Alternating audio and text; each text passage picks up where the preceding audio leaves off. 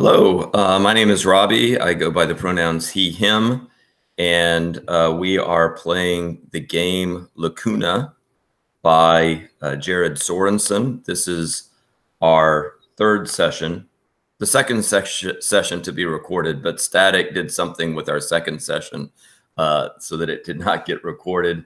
But we're in session 3 of this game, and we've already talked about safety, and the players with us tonight have been in previous sessions. So in previous sessions, we've already covered things like the concept, aim, tone, and subject matter of this game.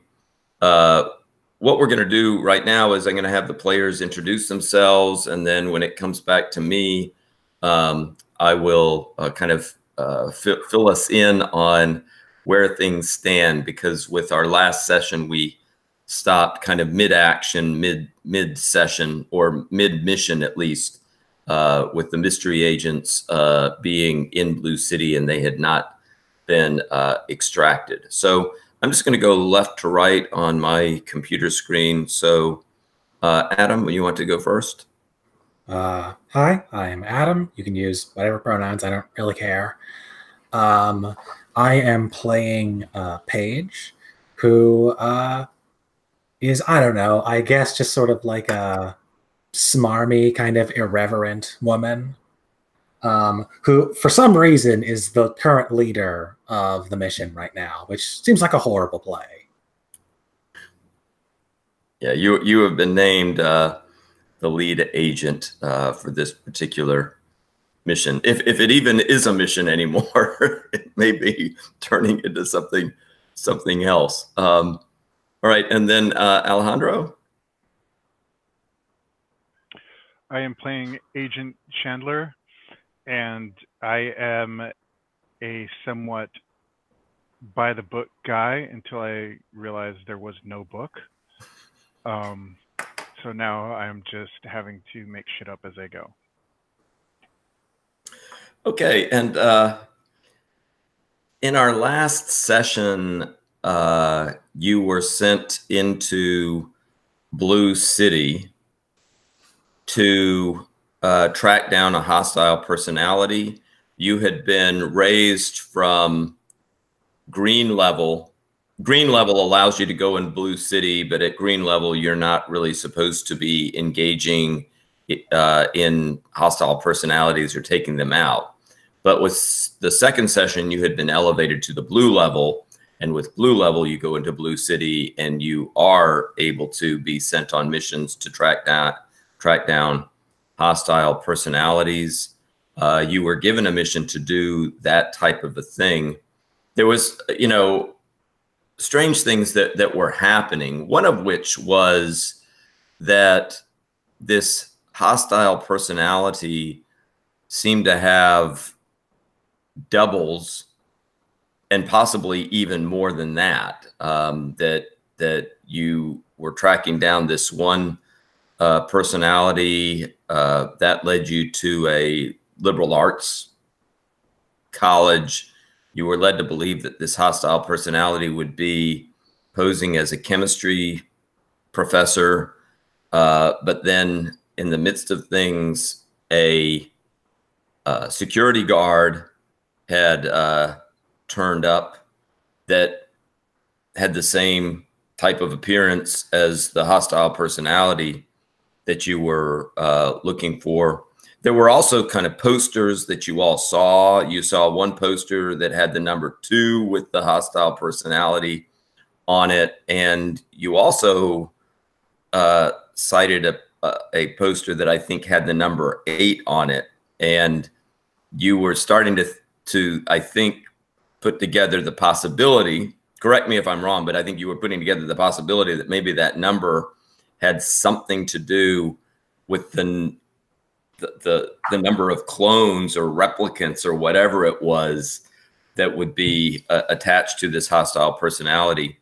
And you have, as part of tracking down these personalities, you have Lacuna devices, which you can attach to a hostile personality. And once these devices are armed, you can activate them and effectively eliminate the hostile personality.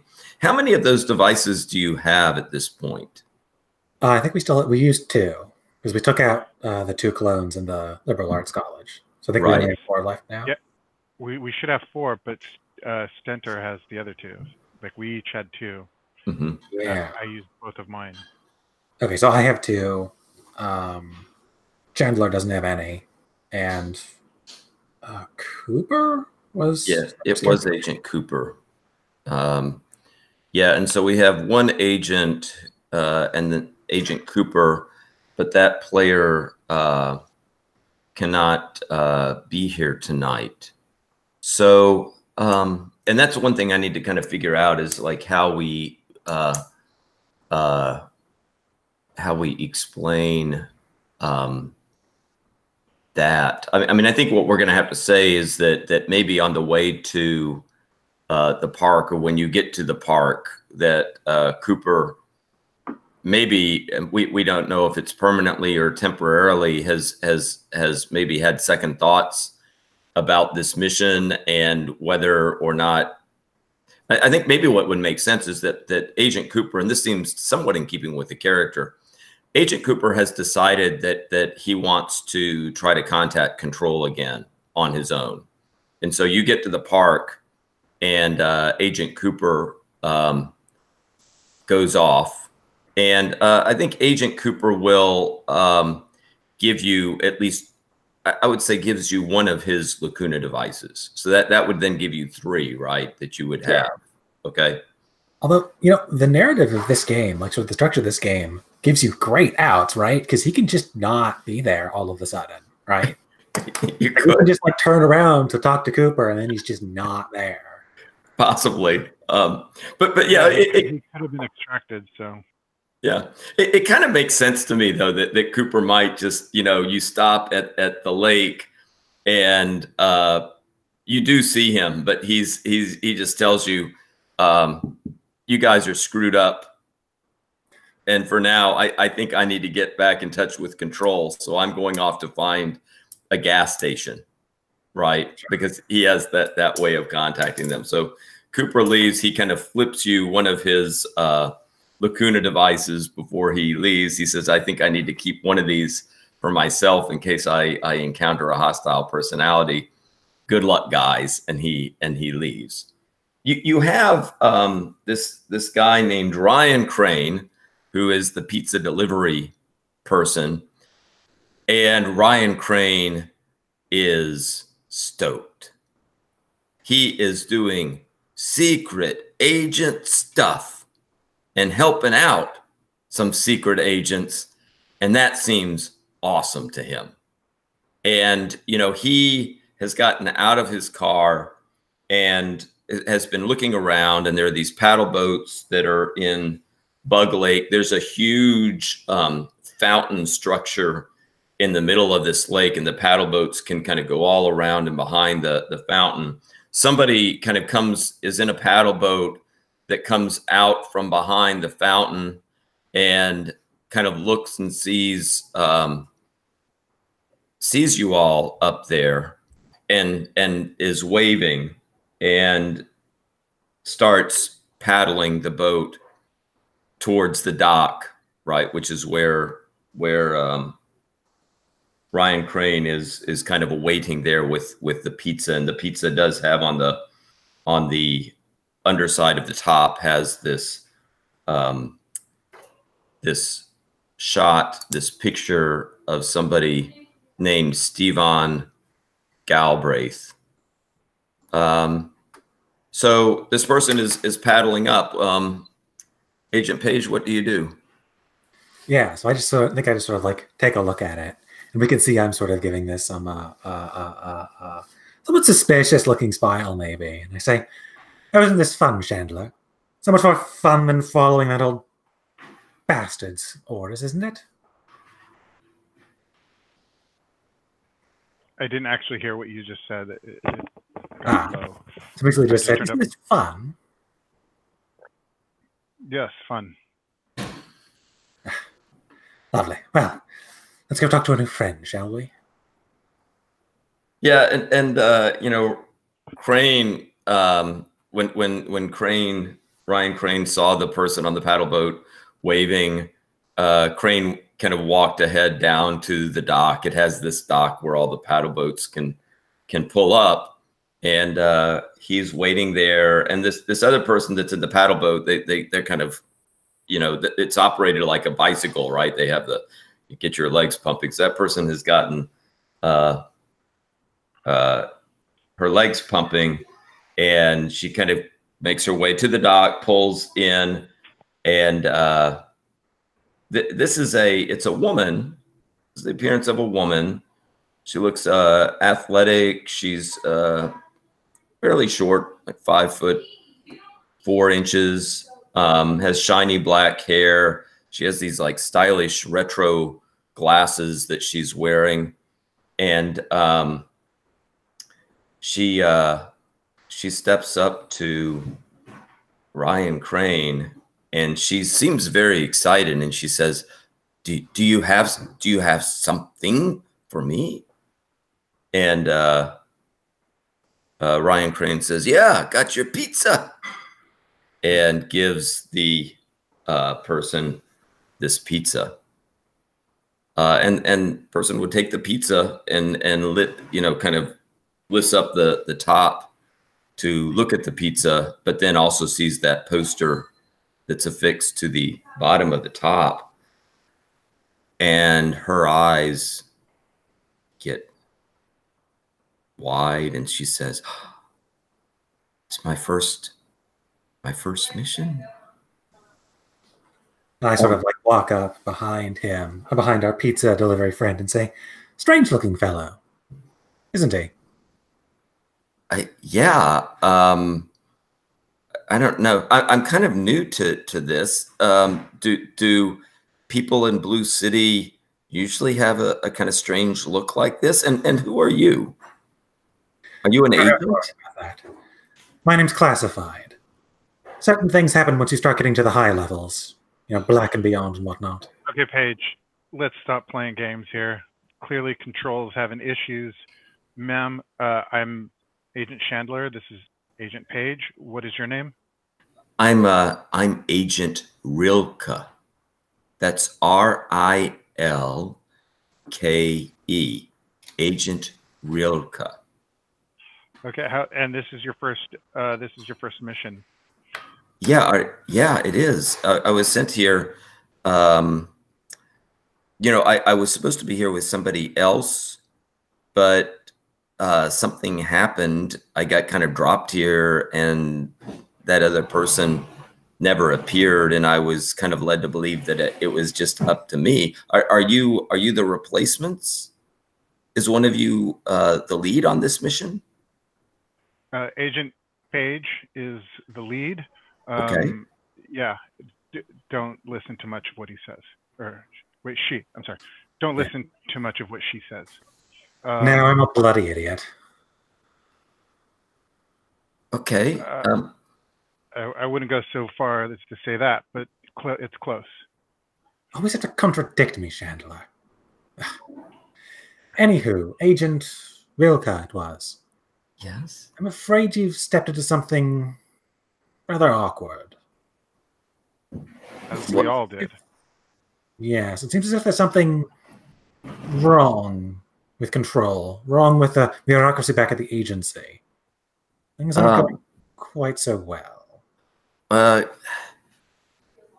Can you explain? I mean, the only strange thing is that I was supposed to have been here with another agent, and they didn't show up, and control just led me to believe that, okay, these things sometimes happen when kind of inserting people into Blue City, and that I should just proceed as normal.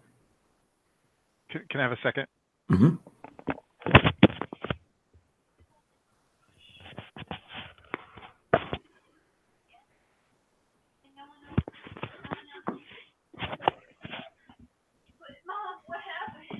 Hi, sorry, I've been accused of using my daughter's body wash. I'm sorry, what was the last thing that was said so I can refocus? Well, I guess Agent Rilke, has heard, that things have been happening with control, and she's trying to figure out what that is. I mean, that she doesn't really have a lot of experience here. The only odd thing that's happened with her is that the other agent did not make it through the insertion. What was the other agent's name? The other agent was an Agent Gary. Do you know Agent Gary? No, I don't. Unfortunately, not. So here's the issue that we're having with control. We have the flyer, right? Agent Page has the flyer. We were told to, what's the term called that you use when you retire them? I forgot. Well, I guess you just say eliminate them. I mean, it has to do with the Lacuna device that you would attach to them. Yeah, but okay, so eliminate. So we were assigned this agent or we were assigned this target to eliminate. Turned out that there were 2 targets for which control was not aware of, but now it turns out that there's 4 more targets, right? 4 more, was that right? 6 more. 8 more targets. 6 more. So now it turns out that there are 6 more targets, and control is not aware of this. So control does not have control, and we are being accused of not doing our work, but they're not providing us all the information. How many Lacuna devices do you have? I have 2 of them, and she reaches into her pocket and pulls out 2 of these devices that look like yours. She says, I was just in the lake doing what they said would arm the devices. I dropped some packages in the lake on the other side of the fountain to kind of get the devices armed. So that all seemed to work out. Do you remember where you dropped them? Yeah, on the other side of the fountain in the water. And I had these packages, and I put them in there, and I wasn't sure what to expect, but there was a kind of effervescence, like it started bubbling up where I dropped the packages in, and then I saw these little these kind of insect-looking things that kind of came out from where it had bubbled up, and they kind of flew off into the sky. It was the strangest thing, but I'm assuming that that's all. We had a somewhat different but similar process, but different but related process. Indeed. Agent Page, I suggest that we accompany Agent, what was her name again? Rilke. I suggest that we accompany Agent Rilke, and perhaps she can assist us in our target. Indeed. But I will warn you, Rilke, it seems as if Control is sending us off either on missions it knows very little about, or possibly suicide missions. It's hard to say. Either they didn't know what our targets were capable of doing, or they specifically sent us with too little equipment to handle it, so God's knoweth he's prepared for you. We'll be here for you, though. And Agent Rilke says, so we're going to proceed with this mission. We're going to go after this hostile personality. We'll certainly take a look, I think. Although this personality might not be hostile at all. We should at least take a look at him. He kind of looks hostile, doesn't he? She shows you the picture. He looks perhaps mentally ill. I mean, I'm wondering if our target, what if they have split personality disorder? Indeed. What if we're killing off the personalities? Yeah, so we're not treating people for their disorder, we're just eliminating inconvenient people. At the very least, we've been told to inflict a great amount of suffering on these people without any information, without any justification, without any cause. or just sort of attending to it. You should see, and I sort of like hold up my hand because I still have the bug. You should see what these bloody things do to people. It's monstrous. That's awful. But I was Agent Rilke says I was led to believe that I was going to go after people who had done horrible things, and that if I went after them in Blue City, that it would be a kind of cure that I would be giving to these people, that it was going to eliminate kind of harmful, violent aspects of their mind, and that if I was successful, I would be both helping the world to get rid of like people who are doing awful, terrible, evil things, but also kind of getting them to a state where they would be able to be kind of incorporated back into society. Well, that is what they write on the brochure. But do we have any proof of that? And who knows? Perhaps Control is trying to save these people. I don't know. I don't have enough information, which is why I would like to talk to this man. This Galbraith character. Well, and Agent Rilke says, I do have an address that was given to me by Control. Control said to arm the devices that I had. And in my last conversation, I got an address. And you can read the address because she's not like from Blue City. So the address she gives you is 661 West Avenue. Okay.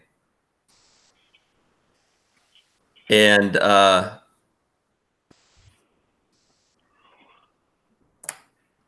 your pizza delivery guy, Ryan Crane, when he hears that address, he says, I know where that is. That's the police.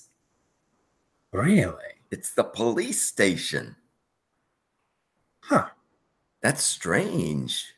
Strange. Indeed. Well, perhaps you could take us there, Ryan. Continue your secret agent work. Yeah. Is this like secret agents versus the police? Is that what this is? Well, we're about to find out, aren't we? But I will have you know that it looks like you're a double agent now because you're working with two different teams. I'm working with two different teams here. Okay, explain two teams. I'm working with your team. With us two, and you're working with God, what was your name again? Rilke. Agent Rilke. Agent Rilke. Yeah, so you're helping us 2 times, so that's gonna be look really good on your resume. Oh yeah. Is that what a double agent is? Exactly. Like when today. That's what it is today. Okay. Well, we can go. And he kind of starts walking in a very chipper way off to his car.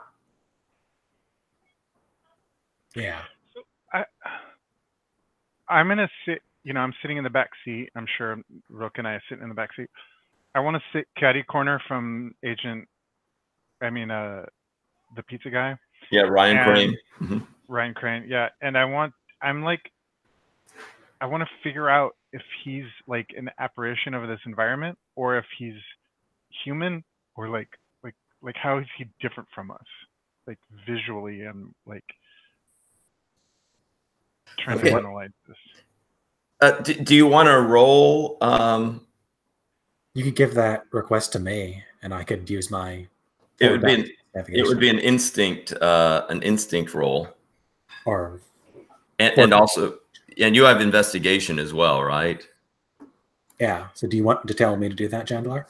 Yeah. So so while we're walking to the car and they're getting in, I'm gonna go, hey, Paige, and then I'm gonna make the suggestion, and then we get in the car. Yeah. I'll go. The shot. All right. So I will go ahead, and I'm actually in my target heart rate, but I think I'll just go ahead and roll. God, maybe I need to be conservative. I'm probably just going to roll 4. I'm going to choose to roll 4 instead of the full 5 that I could get. All right, my total is 22, and I got 2 6s. So yeah, you'll get 2 commendation points for that. And so you're giving a close look at Ryan Crane and the way he looks and the way he behaves. What I would say is that he seems like, you know, physically he looks like somebody in Blue City, but you've been led to believe that the inhabitants of Blue City, you know, the straight up inhabitants of Blue City act somewhat, you've been led to believe, act like automatons, that they kind of go about doing jobs and their everyday business, but they are, I mean, what's been emphasized to you is that they are always routine driven, right? That they never really break out of the routine. That something can happen to them one day, and if you encounter the same personality the next day, that they often won't remember what had happened the previous day, and they're just kind of going out around their routines the same way. You know, when Ryan is driving, you can, first of all, you can tell, for, you know, it's clear that he's not doing his normal routine anymore. And you kind of get a glimmer that, you know, when he's not talking and you're not talking, that he does seem kind of confused as to what's going on. He's kind of thinking, you see him shaking his head, right? Rubbing his eyes. That, you know, there just seems to be something kind of mentally that's kind of going on inside of Ryan that is kind of getting to him. But he also still seems to be very thrilled with what he's doing. Right? I mean, this seems to be a kind of interesting thing for him. Okay? Yeah. What do we do with that information? I think I just sort of like look over at him and I say, is everything all right, Ryan? Yeah, everything's great. You know, I've never done anything like this before. You know, a little nervous, but you know, I don't know that I'm going to be a pizza delivery guy anymore after this. I think my boss might be a little upset, but it seems like better being a secret agent than being a pizza delivery guy, wouldn't you say? Yeah, but you got to keep your day job until you're ready. We can talk to your boss for you if it becomes an issue. Maybe it could be what's called a cover. It could be like a secret agent cover for me. You're smarter than you look, man. Indeed. Besides, something tells me your boss might be in on something as well. You're running around with these special order pizzas. Yeah, I don't know. Like these special order pizzas, that's crazy stuff, isn't it? Whoa. You know, these like the missions and stuff that are coming on my pizzas. Who would have thought? You know, and he continues to drive, and it's not a really long drive till you kind of start getting up to 661 West Avenue, and you see a very large building that appears as you turn a corner, and Ryan points there and says, "That's it. That's the police station." Stop a few blocks away. Okay. How does this look? And he points, you know, down a side street off the main road. That seems fine. Okay, so he pulls in. So you're a couple blocks away, but you're on a kind of side street here, and you know, he stops the car. So what do we do now? I think you need to keep doing your job, deliver the rest of your pizzas,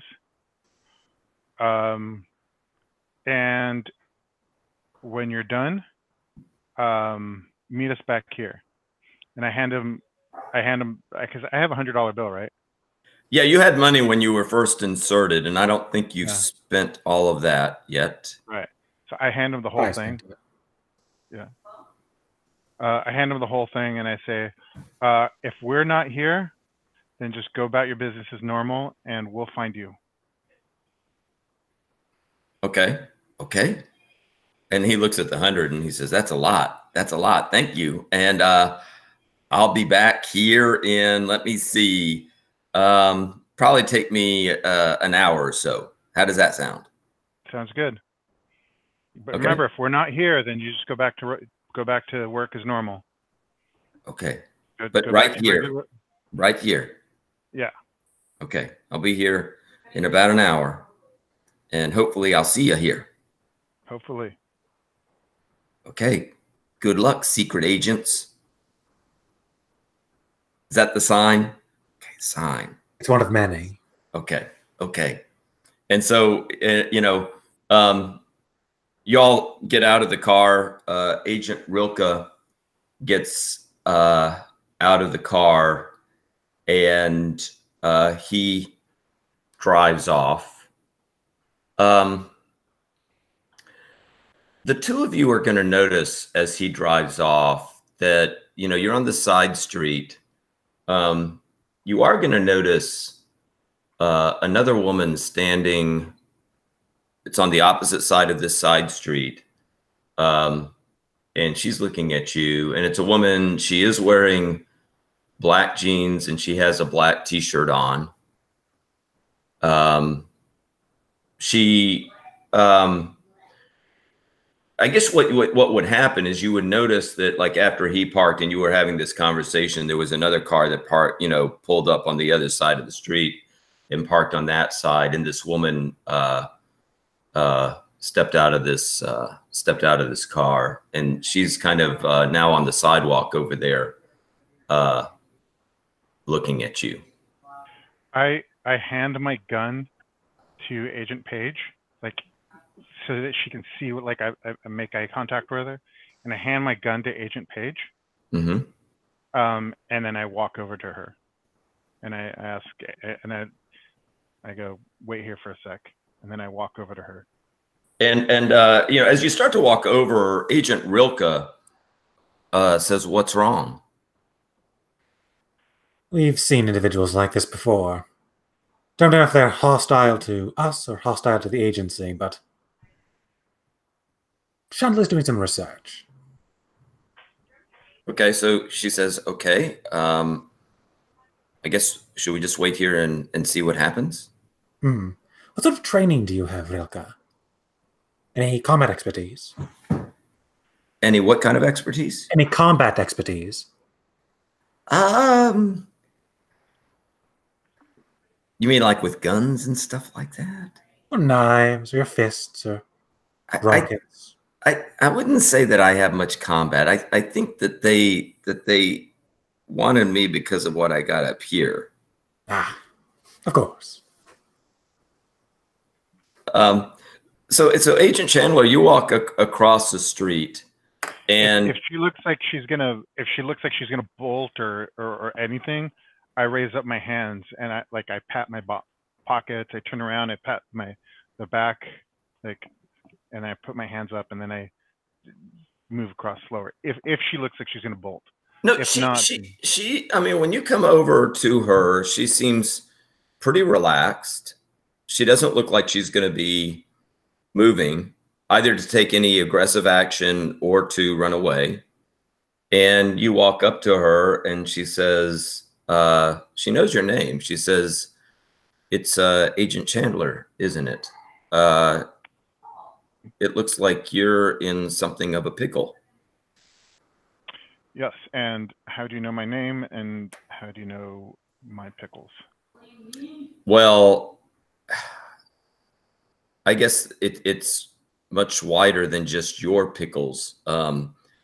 It seems that that entity that you call control has something of a pickle, and that some of its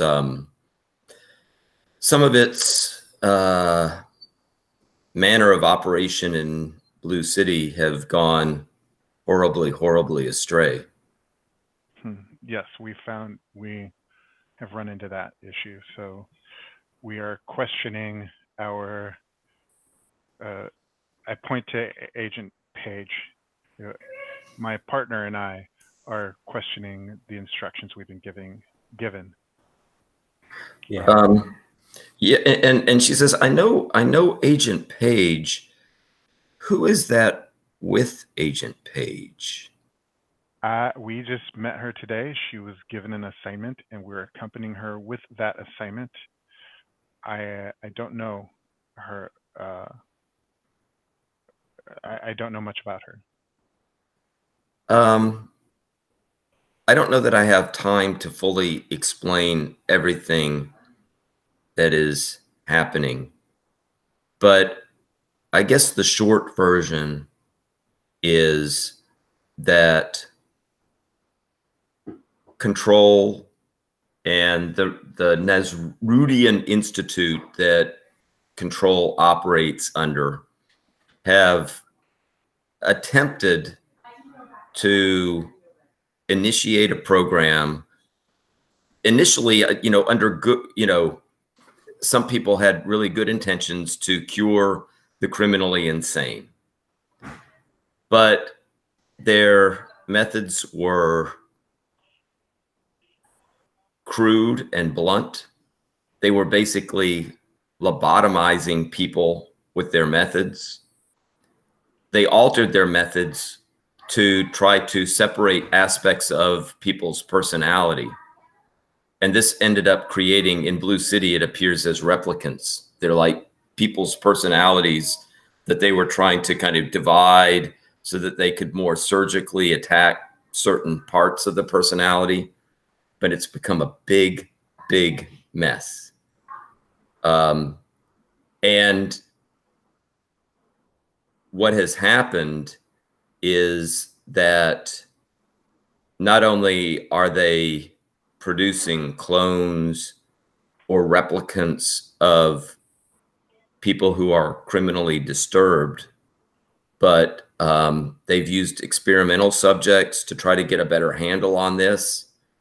And those experimental subjects, they've also replicated in here. And now Control has various beings that are kind of running around in Blue City, and they're trying to get a handle on these entities. They're trying to eliminate them. It's a mess. I turn to Agent Page and I wave Agent Page over. Yeah. I think I probably glance over at Agent Rilka and then look back at you, as if to indicate whether I should bring her over. Yeah, I just sort of look at her and pat her on the back and say, well, we're getting even deeper into the rabbit hole now. And I sort of push her forward, essentially. Okay. So, what do we call you? My name is Agent Orange. And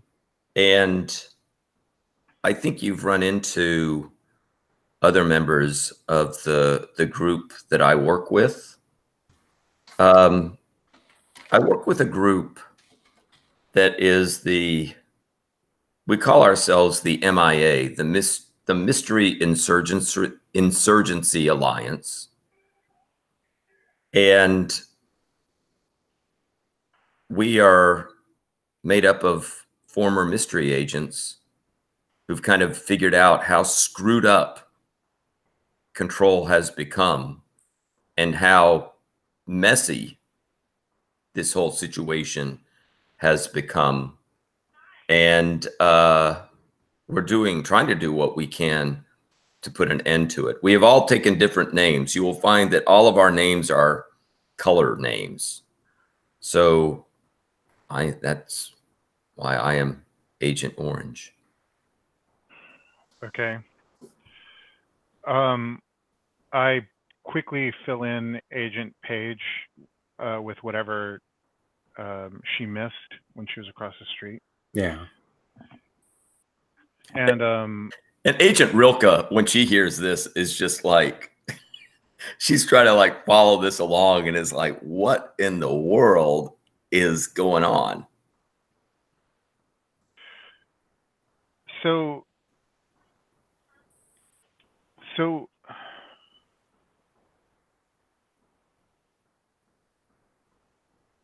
I don't know what in the world is going on.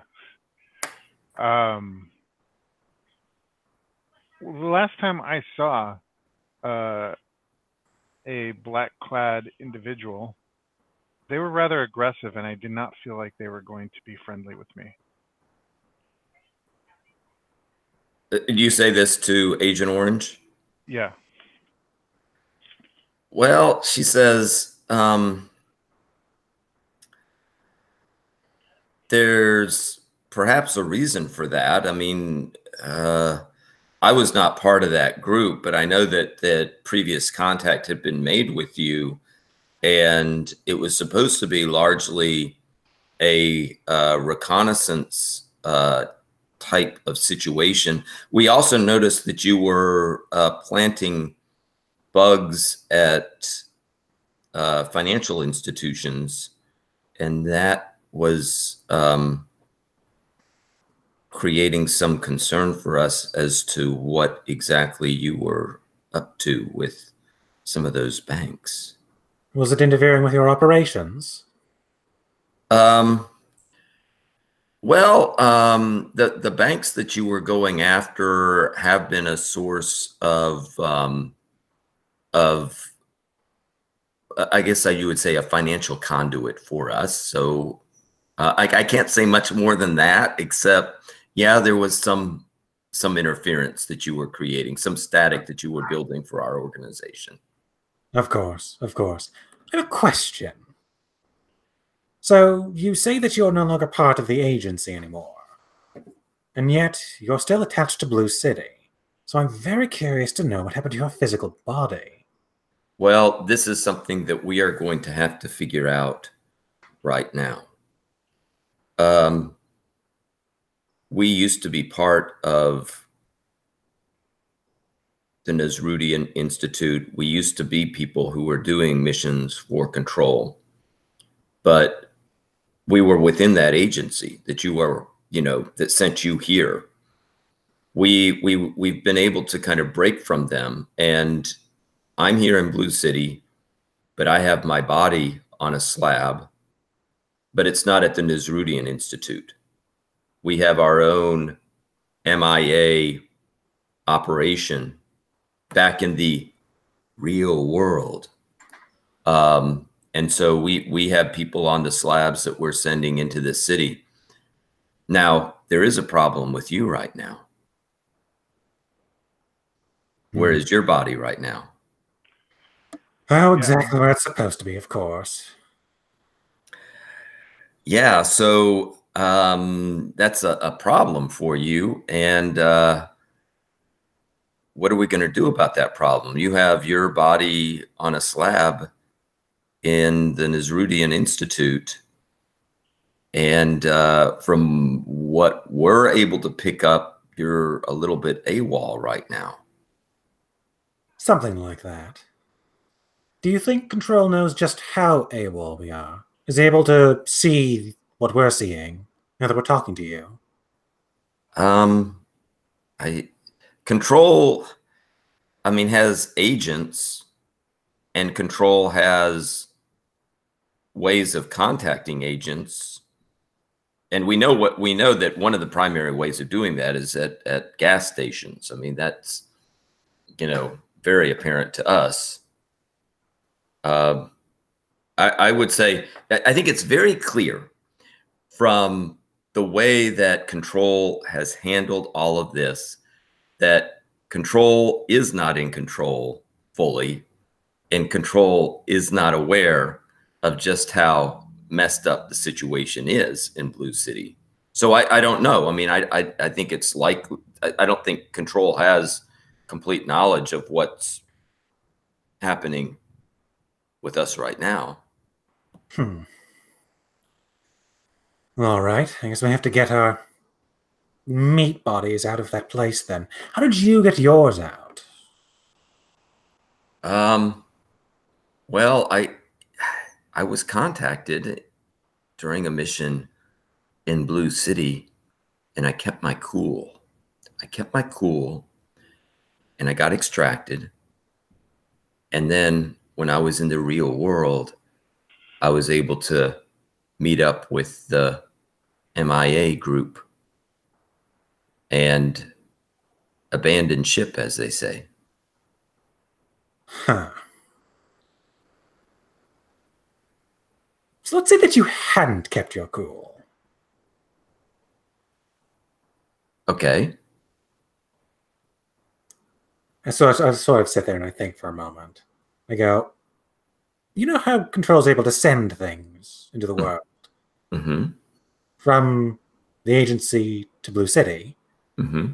could we send things the other way around? Maybe a gun, maybe several guns, maybe, I don't know, an armored vehicle or something? Okay, so you're talking about sending something that originates in Blue City and send it into the real world? Sure, why not? Um, I'm concerned. Control's not going to be very keen on letting us just walk out.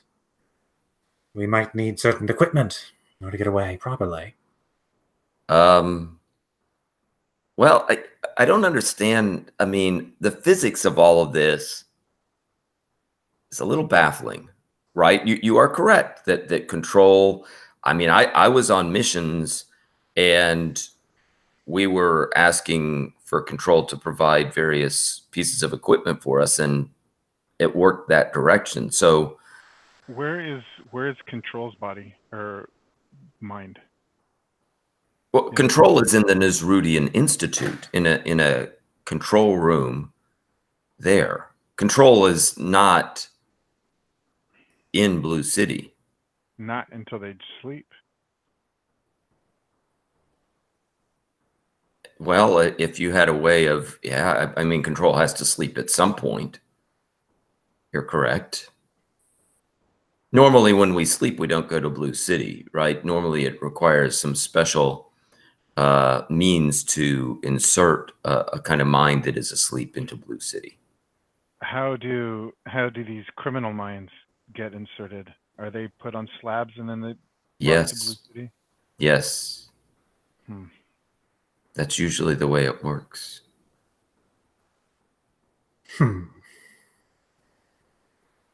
Well, seems as if we found ourselves in rather a situation then.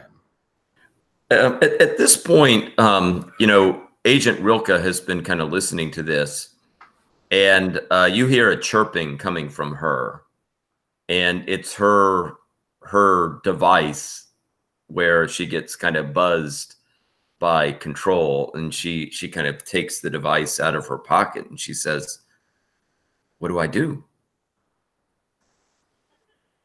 You've heard everything we've heard. You know everything we know.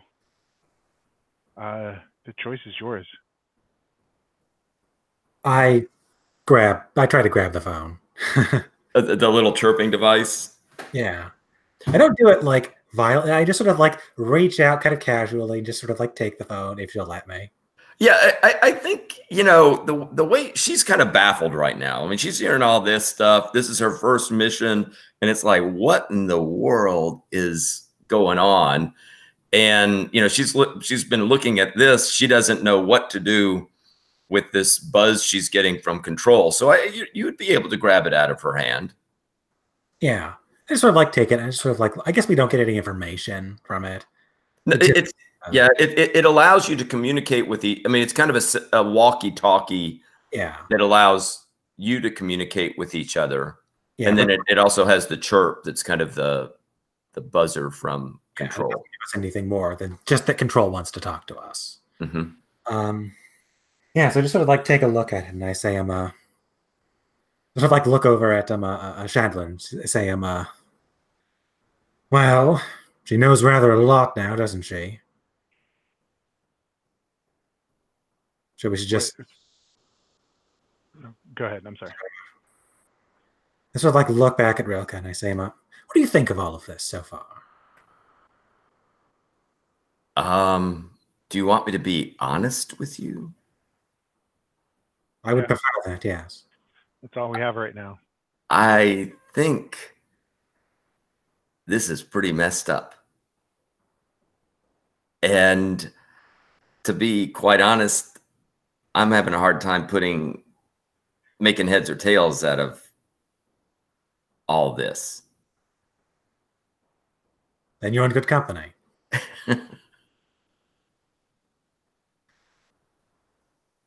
I guess the real question is, do you want to spend the rest of your life shackled to Control's will, or would you like to take a risk? Well, I mean, if what you said about Control and what Agent Orange has said about Control is true, I don't know. I feel, actually, I'm kind of feeling stupid that I ever got into this whole thing. I mean, I kind of came in here with just like vague ideas as to what this was all about. I had no idea that, you know, it would be this kind of messed up psychology thing that would be this messed up. I had an idea that, yeah, that you know, I'd be doing some good in the world, but this sounds really screwy. Do you remember your life before, Rigla?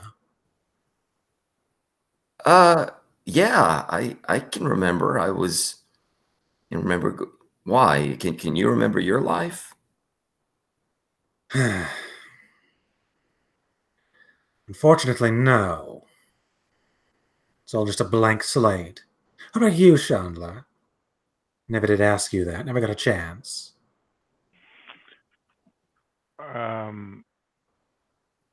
If I remember correctly, we don't remember our past or something like that. Yeah, I don't think you do remember much about your past. Yeah, I don't know. Yeah, I don't remember anything. But now, when you say this, you know, when you get into this discussion of your past, and you know, Agent Rilke says, "Yeah, I remember some things about, you know, who I was before," and you don't. Agent Orange, you see a reaction from her, and she says, "So you don't remember who you were before you became mystery agents?" Is that not the default? No, that's not the default. This, I mean, what this suggests to me is that there's been some type of special memory wipe that has been performed on you. Agent Rilke is new, and she did not. It does not seem that she has that. Correct. But you seem to be different. Destined for different purposes, I suppose. Yes. You know, I think, you know, what Agent Orange says is, I think you're in a spot. You need to decide how you want to play this. You've got your body on a slab at the Nasrudian Institute. You have Control, maybe not fully aware of what's going on, but I think Control probably concerned about what is happening to you. You know, you can make some decisions here in Blue City as to how you want to play this out, or you can try to get yourself, I suppose, extracted from here and try to keep your cool and see whether you can kind of get yourself out of the Nasrudian Institute. Yeah, but in order to do that, that means we have to finish retiring whatever his name is. I don't remember what his name is. The Stephen Galbraith, the guy. No, No, the other one. Because we Oh. haven't finished that one yet. Mm-hmm. Yeah. What was his name? The I professor. remember. Right. I can, let's see.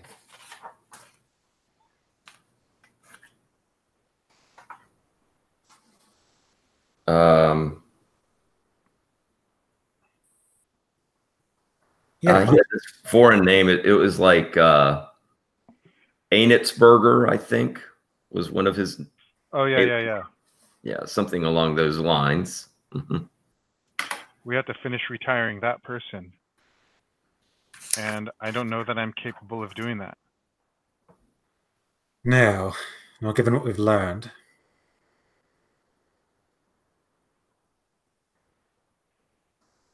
Yeah, I sort of like, maybe I like look over at Rilka and I say, you know, Rilka, regardless of what Control thinks of you, I'm sure you could convince him that you're not all a part of this. You're a hell of a lot more likely to be undercover than us, to fly in under the radar. And if he lets you remember your life outside of the Institute, he doesn't have his talons in you as deeply as he does in us. I'm not going to request that you do this, and I hand her phone back. Mm-hmm. Perhaps you could go talk to Control, or see what he wants from you. What I would have you do is play along with him for a while. Perhaps you retire this Galbraith character, perhaps not. And then when you get out, it'd be much appreciated if you could help us find a way out. So I'm going to be honest, I don't remember another place on the outside of the Institute. You need to wonder if maybe I've never even been outside of the Institute. Of course, if that's a danger to you. You can continue on your life, say whatever it is you wanted to say about us. I don't have the power to force you to do something, nor would I exert that power if I did. But I will say this, and I sort of lift up and I like reach up my shirt. And if you will let me, I would like for there to be like a small, like surgical scar there. Okay. And I say, now I don't know if you're familiar with this, but this looks a lot like a cesarean section to me. I've been very curious about this for a while now, Rilka. But I don't remember having a child. But God save me, I would like to see them one last time before all of this shit hits the fan. If you would be so kind. So Rilke looks at you and you can tell she's thinking, right? And she says, well, if I decide to go against Control, I think I have something of my cover still intact. I mean, Control is buzzing me. I think what I should do is keep my cards close to my chest at this point. I'll get in touch with Control. If Control wants me to complete this mission, I'll complete the mission, get out onto on the other side in the real world and see what I can do. Thank you.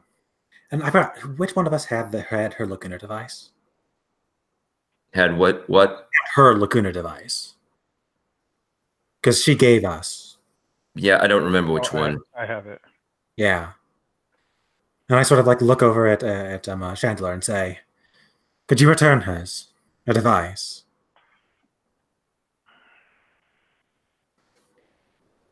No, I can't. Yeah, I just sort of like look up at you, Chandler. In order for her to... No, I think what you need to do, Agent Rilke, is tell them I took it from you. Because to fulfill your orders, it appears as though you are going to possibly destroy the life of an innocent, of a test subject, or of a criminal who deserves a trial in the court of law, not a trial in the court of control. Okay, so you want me to get back in touch with control, tell them that you have my Lacuna devices and that I need to be extracted? Is that the plan? Yeah, and you're I don't know that I have a child out there, but it appears as though she does. So you can put this solely on my shoulders. Okay. I think it's at least worth a shot. I mean, certainly if control is aware that I don't have my Lacuna devices, then, you know, I don't know what control has much option except to pull me out of here. They seem to be able to monitor our heart rate. So if you'd like to help us, or if you'd like us to help make the act more convincing, I suppose we could beat the shit out of you. No, I don't know if you'd want that, but... Or she can just run around the block. try to do, yeah. She and she says, you know, she's aware of like her ability to kind of like do special things, and is aware that, you know, she has a kind of heart rate issue that's kind of going on. So yeah, she says, yeah, I think that's right. I mean, I'm gonna you know, get my heart rate up. I mean, that's easily enough accomplished. Yeah, and I'll look to get extracted, and we will see what happens. So she's gonna run off, and that's her plan. You know, she seems confused, but she also seems to be very much questioning control, and is also having doubts about the missions that control would send her on. So she goes off and does that. And when she leaves, you have Agent Orange there, and Agent Orange does say, well, I do have a safe house I could take you to. You have a safe house, but that's good for our minds. What about our bodies? Well, I think I'm going to need to get in touch with my people on the outside as well, and we'll see if we can work something out. Indeed. Let's hope we can get disentangled from this mess sooner rather than later. So do you want to go to the safe house? Perhaps that would be best. Unless, and I sort of pull out my Lacuna device, you have any particular use for this? Yeah, we're always kind of interested in those, and examining the technology that's operating behind those devices. Yeah, and I guess I also hold up the bug in my hand. Yeah, and her Agent Orange's eyes really light up with the bug, and she says, "Oh, and that is definitely something we are interested in."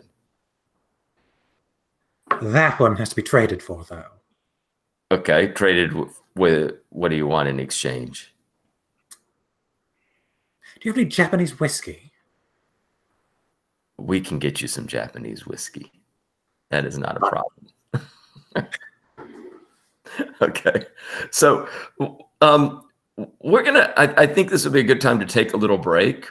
I think where, you know, there's gonna have to be some stuff that would be kind of beyond your purview and control.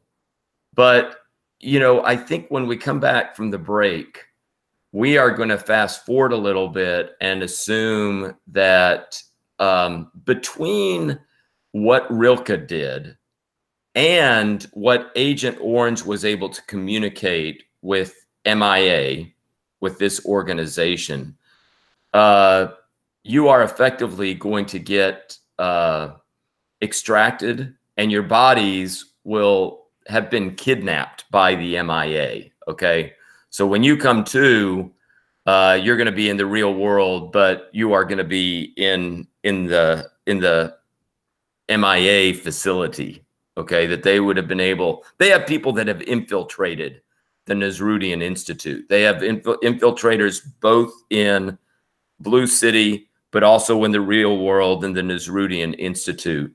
And so they were able to put something together to get you out of there. Okay.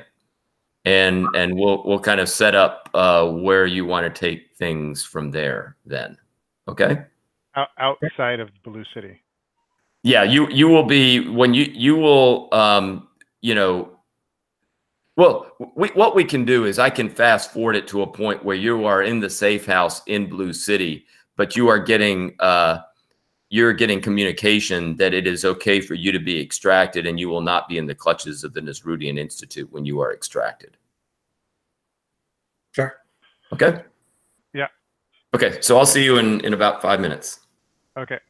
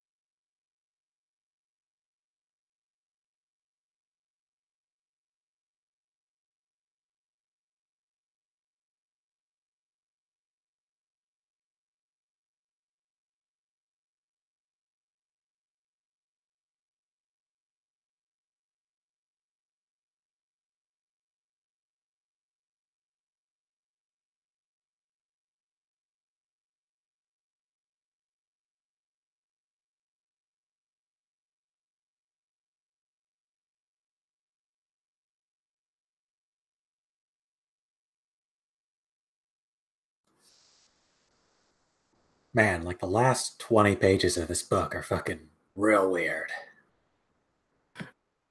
The rule book? Yeah. Yes. Now, have you had a chance to play other Gauntlet games at this point, or? I have not, no. Okay.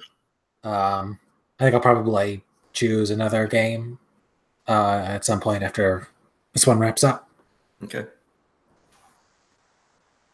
It's been pretty good so far. Yeah. Well, as I say, I'm a newbie with this game, and I've played role-playing games off and on for quite some time, but in terms of playing games online, that's also a fairly recent thing for me. I guess my first online game where I was a player was during the summer. And in terms of myself running the games, I've only done, this is maybe my fourth game that I've run online. Yeah. I got onto not the Gauntlet, but I got onto Roll20 Mm-hmm. like 2 years ago, started out GMing things. And I've been GMing approximately 2 campaigns, Okay. sort of in parallel for like most of that time. Yeah, and I've played on Roll20. Like sometimes on the Gauntlet, they'll do games using Roll20, and I know that they have a kind of place where people post games that they're going to run, and I've thought about trying that. I imagine you get a pretty wide mix of quality of GMs and commitment of players and that type of thing when you go on there. Yeah. I've done probably like 4 or 5 recruitment drives on Roll20. All but the last one went pretty well. The last one I think went bad because it was like a hack. I've been trying to design. Have you ever heard of a game called Stars Without Number? Yes. Mm-hmm. Yeah, I'm basically trying to make a game that's like that, except it's about community and leftist politics. So Mm-hmm. I presented that hack. It didn't go over well, but other ones I've gotten pretty good results on. Um, I think you got to make sure to really carefully craft the pitch, though. Mm-hmm. And especially to not just craft the pitch to attract players, but also to reject the sort of players that you don't want. Right. So like one of the things that I did very often was I would like specify this game's not about combat, guys. It's not at all. I don't get like D&D. Or I would like, create like a big list of like, like essentially diversity buzzwords, essentially. Like discrimination is not tolerated, and then like use the full, like all of the letters of the LGBT thing. Mm-hmm. Yeah, I think if you do that, it goes pretty well. There'll be some players who will not show up the first session. Uh-huh. People will drop out, but it's pretty solid. So much goddamn D&D though. It's like 85% D&D. Yeah. Ugh, hard to run anything else, but Yeah, I've been kind of getting an itch to kind of look at other non-D&D fantasy role-playing games. I've kind of been through the rules of a game called Tunnels and Trolls, which is a very old school fantasy game, and others that would be kind of at least fun to try out to see, like, what how do they compare to the D&D system. And Tunnels and Trolls was the first game after D&D, right? Wasn't it? pretty much, yeah. I think it was maybe somebody who had kind of seen a very early version of Tunnels and Trolls and then immediately kind of set to kind of doing his own. Better, yeah, something like that. Yeah. I don't know anything about it other than that. Yeah, I mean, if you're looking for non D&D like fantasy stuff, there's a game called Torchlight, which is based off of Burning Wheel. Have you ever heard about that? I've heard of Burning Wheel. I haven't heard of Torchlight. I despise Burning Wheel. You don't like Burning Wheel? I despise. I get why people like it, and that's fine. That's fine. It's just the total opposite of what I'm interested in. Like stuff like this, where there's like where the level of crunch is next to nothing, you know. So it's more about role playing and the narrative that we create, or like Dungeon World, where it actually like, you know, or Apocalypse World, where the mechanics reinforce the narrative that you're all creating together, which most traditional RPGs, in my experience, don't do that. Yeah.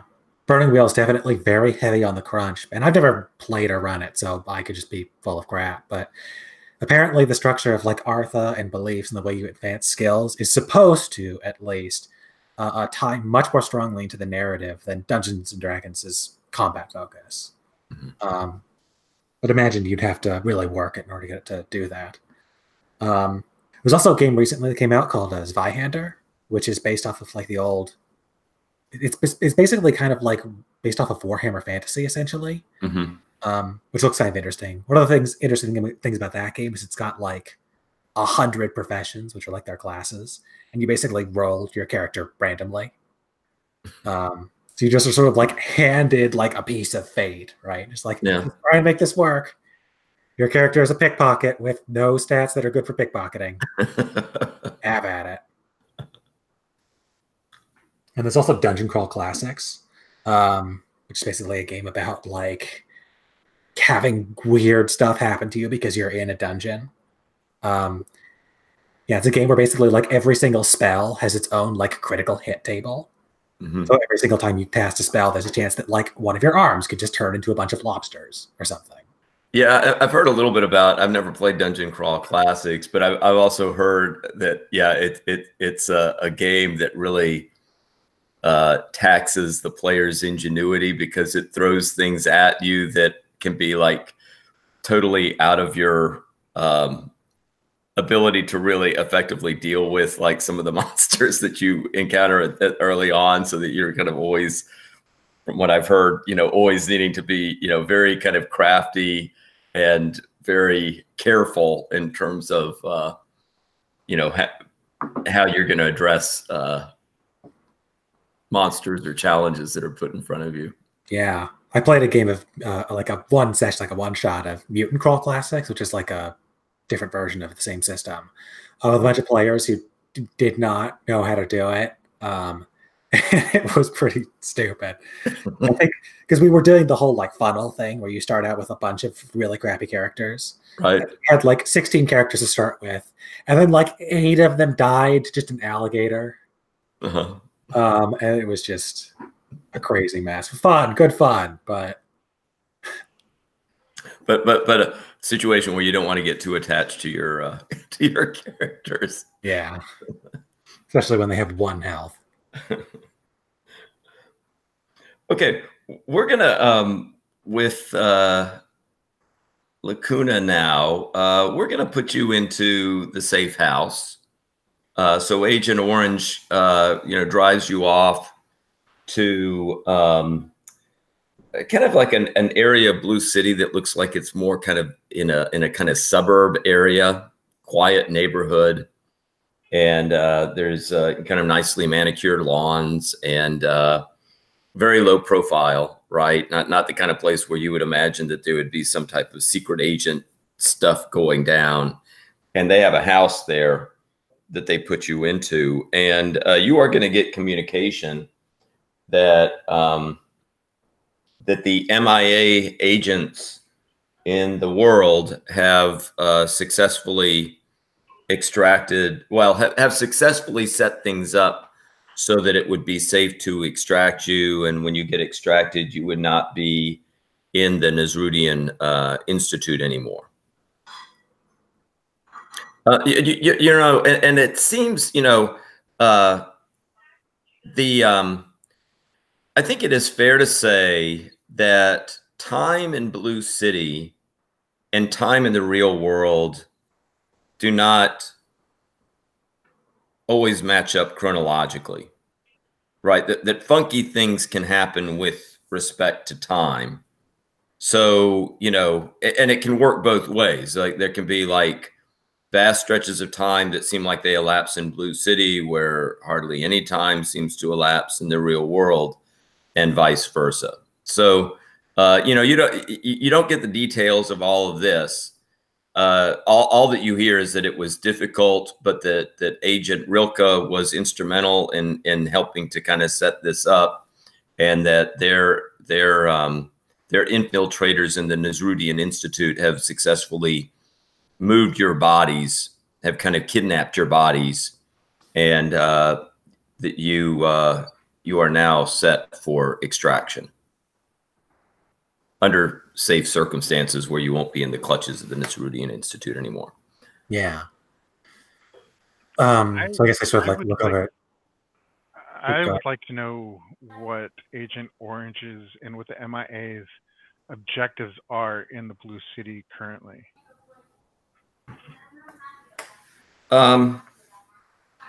The objectives of MIA right now, I mean, they have the intention of starting up,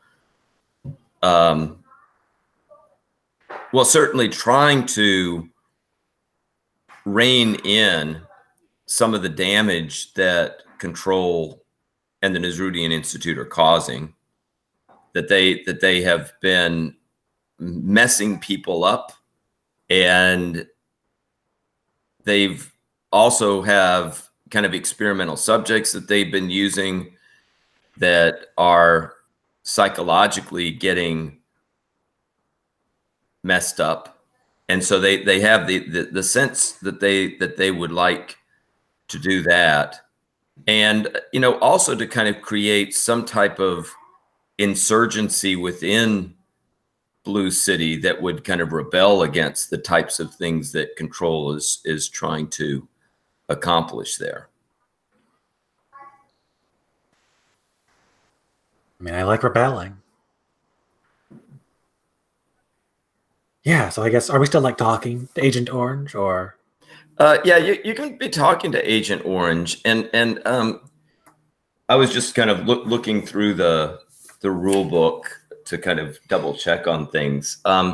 Agent Orange turns to you, Agent Page, and says, "Oh, and when you do get extracted, I think that you're gonna meet somebody who you know."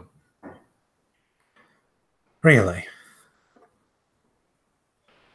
Yeah, she sort of like looks at you, kind of warily, and she says, well, how exactly are we getting extracted then? Are we just using the standard technique? Yeah, so Agent Orange says, we have a transistor box here in this neighborhood. This is how, you know, we've been able to kind of tap into some of the technology that the Nasrudian Institute is using. And so we've set up some transistor boxes around Blue City using similar technology, basically using the same technology, but we've hacked into it. And so there's just a block down the street, there's a transistor box that is set up. And when you open up the box, you will see a button that looks very similar to the button that you were told to use, but that will extract you and send you to the slab where we have you. All right then. Chandler, do you have anything else you want to do before we get out of here? No, I'm sure you're anxious to go. I'll follow. You can go first, and I will follow you. Okay, so Agent Orange will walk you down the street and take you to the transistor box. It looks like, you know, just your normal everyday transistor box. Opens it up. There is a button there. Yeah, I'll just sort of like, I'll just, you know, just press it. Okay, so you see Agent Page disappear, kind of with a little sparkle and, you know, kind of electric noises kind of going off around him. And Agent Chandler, what do you do? I follow suit. Okay, so you follow suit. You wake up and you are on a slab, but it's a different place. And when you wake up, Agent Page, surprisingly enough, you see Special Agent Minor. That is your Yes, your trainer. And I'm just going to read from the book. Senior Agent Minor was reported missing in action. He disappeared while on special assignment in Deep Blue. Control has tried Agent Minor in absentia for various breaches in departmental protocol. Okay, and you also sense that you've been viewed with a little bit of suspicion because you were trained by Minor. Okay. Yeah. Yeah. So even the new recruits who worked a little bit with Agent Minor have been held under a little bit of suspicion. Okay. But he is there and says, Agent Page, nice to see you again. Indeed, Special Agent Minor. I was wondering when we might be able to get you to this side of things. Agent Orange, I think, has informed you a little bit about the really screwed up situation that's going on in Blue City. I have. Well, we have a number of different operations that are underway. I'm assuming, since we're seeing you here, that you have made the decision to join the Mystery Insurgency Alliance. I've made the decision to try to destroy Control, if that's what you mean. That's I think in alignment with what MIA is interested in doing. Most excellent. And what I would suggest is that we get you some rest, but I can let you and Agent Chandler in on an interesting development that has happened and which you might be able to help us out with. All right. Okay, and Agent Minor is going to show you a picture. So give me 1 second. I'll give you this picture.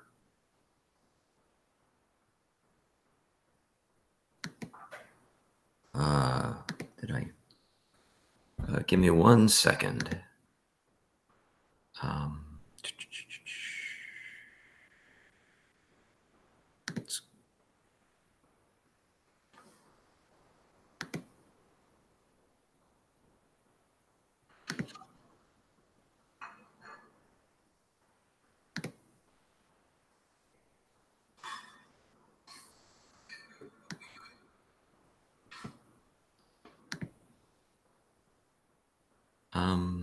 Okay.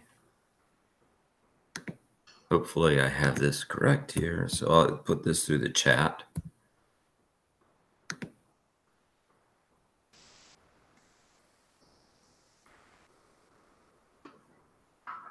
So you're able to see that picture? Yeah. So this is somebody, it's a personality in Blue City named Tomal Lamont. Do you notice anything interesting about this mugshot? I mean, he seems to have a picture of himself holding the sign on his shirt. I don't know if that's... Yeah, so he, this was the most recent, he said, this is a personality. From everything that we can determine, he is not from our world. He seems to actually just be a personality indigenous to Blue City. But in the most recent mugshot. He's had various run-ins with law enforcement in Blue City, and this is his most recent mugshot.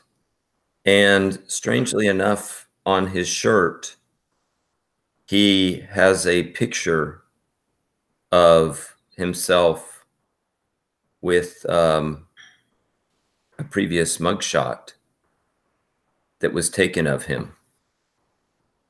What this is suggesting is that he's achieved some type of self-awareness.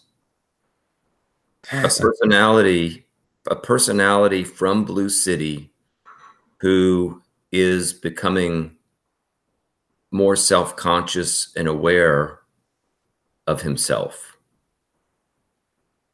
Have you encountered in Blue City, did you ever encounter anybody who seemed to be, I mean, the Blue City people are normally like robots. Like whenever I would go on missions in there, you know, you could follow the same person day after day and they would just kind of, it was just like a loop. Yeah, so is this a problem if they're developing independent personalities? Well, I mean, is it a problem? It might just be a normal reaction to human interaction with these entities. I think that's possible that that's happening. I think what Control is doing in Blue City may have something to do with this. What it is suggesting to me, it's something new, it's something different. And I would like to contact personalities in Blue City that seem to be getting some type of self-awareness and have some communication with them. What kind of communication? I mean, I appreciate what you're doing for us. I'm still going to be very cautious in my future dealings. I'm going to actively work against Control at this point, but I don't have the same relationship with you as Agent Page does.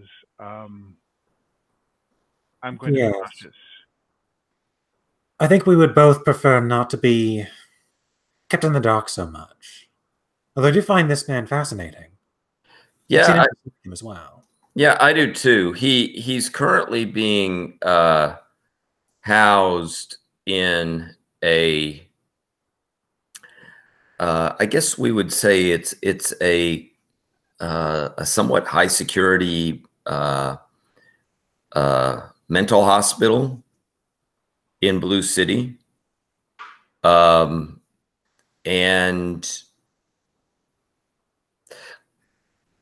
you asked whether this was a problem. Well, you know, I would say, first of all, it may be an opportunity. It may be an opportunity for MIA to have people in Blue City who may be able to accomplish things for us. And also, I think if it is true that personalities in Blue City are becoming self-conscious and aware, that this does change the game. I mean, we can't treat these entities as though they were just robots anymore, right? I mean, I mean, it's like there are these new entities in there. From what we can tell, they wouldn't have any physical presence in our world, but you know, Blue City is you know, its own world, and now seems to be having these minds that are awakening there. Dean, it's like watching a new species come into existence. It's very exciting, isn't it? I know. Yeah, fascinating. Aren't you excited, Chandler? I'm cautious. Do you see what I've been having to deal with, Minor? This. Yeah, he's a lot like Chief Chief Agent Wagner was. You know, for some reason, you know, mystery agents always seem to take after their mentors. I hope so. I don't think you're nearly pretty enough for me to have taken after you very much.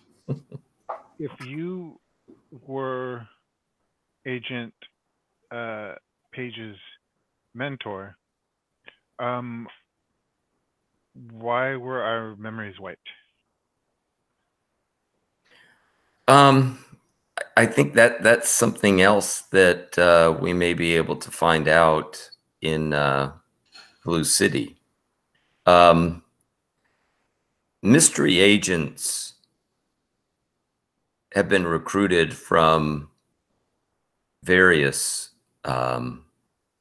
realms, and there was a program that the Nasrudian Institute started where they started to recruit former hostile personalities as their mystery agents. But with... Don't say that, Minor. Don't start on that. Don't want to hear it. No, no, no, no. So you're suggesting that I'm possibly a deviant personality? I don't think I would necessarily suggest that, except to say that perhaps Control considered you to be some type of hostile personality. We know though that Control's perception of things and judgment is heavily compromised right now, that we shouldn't necessarily deem its judgments to be the truth. Now, could you do me a favor, Minor? Could you figure out what my name is? I don't want to be running around with this nonsense. Page. Whose name is Page? Such a boring name. I know what your name was. Do you? Yes. Now, and we'll go meta now. I mean, I could give you a name, or do you want to give yourself a name? I think you should give me the name. Okay. Your name was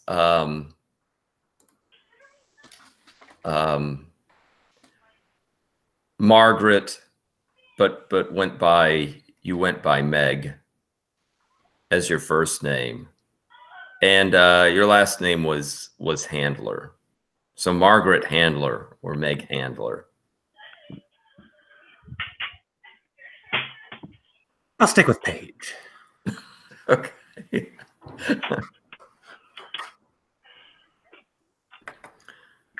See if yeah, so well, Alejandro has stepped No, I'm listening. I'm here. Go ahead.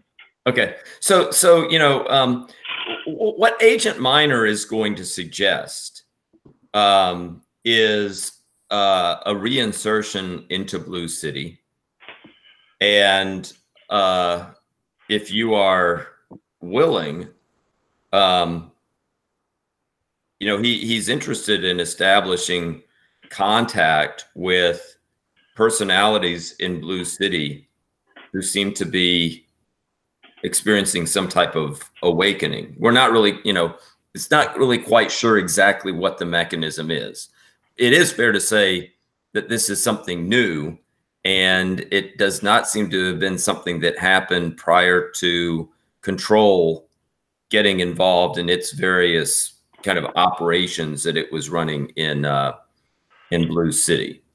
And you know, but Minor, he realizes you need to have a little rest, and so he would say, you know, we are in a safe place right now, and we can certainly get you rested and recuperated, and in a position to be effective in terms of getting you reinserted and getting you onto the trail of perhaps making contact with some of the awakened ones. Sounds great. All right, I'm game for now. Okay. So if you're game for this, then what I would say is go to your character keeper, and you will get a few days rest, and that would put your heart rate back down to its resting heart rate. You have your commendation points, which will continue to accumulate. I forget, what do they say that you need? How many? You need 10 commendation points. 10, okay. Yeah. So what I would say is, at this point, if if you are successful in doing, and this isn't quite the hostile personality mission, but if you're successful in accomplishing something else, I think we would say, if you're either going to get the 10 commendation points, or you'd be able to I'd kind of let you tack on an additional talent. Well, I mean, the commendation points, I mean, can just reflect experience points. It's just Correct. learning how to we're better learning how to manage the dream world. Yeah. Or ourselves. Yeah, and actually, let me say this, because you also have what are called these techniques. And what it says is that mentors of agents teach techniques.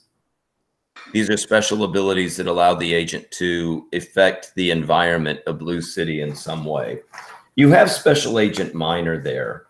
So why don't we say that during this rest time, he is able to teach you a technique. And so if you go down to your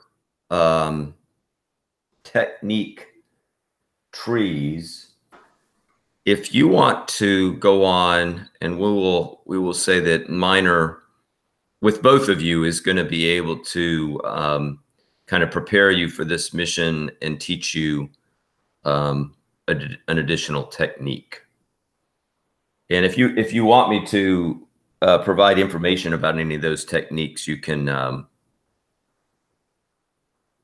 ask me. I think I'm just going to go with writer. Okay. What is judge? Okay, so the writer allows you to read and understand written material in Blue City. The judge, the agent, can detect falsehoods when questioning a suspect. Yeah. And those require that the agent spend a commendation point when you access that particular technique. Oh, you have to spend. Oh, yeah, this is where I was complaining about. Yeah. Now the cover ones, any of the cover techniques, those do not require commendation points.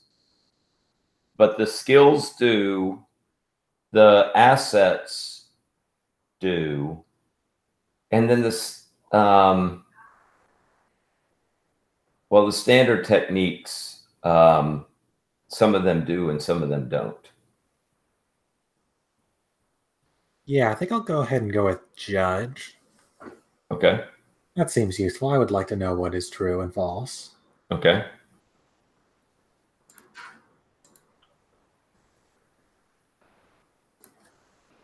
I am the talky person, so.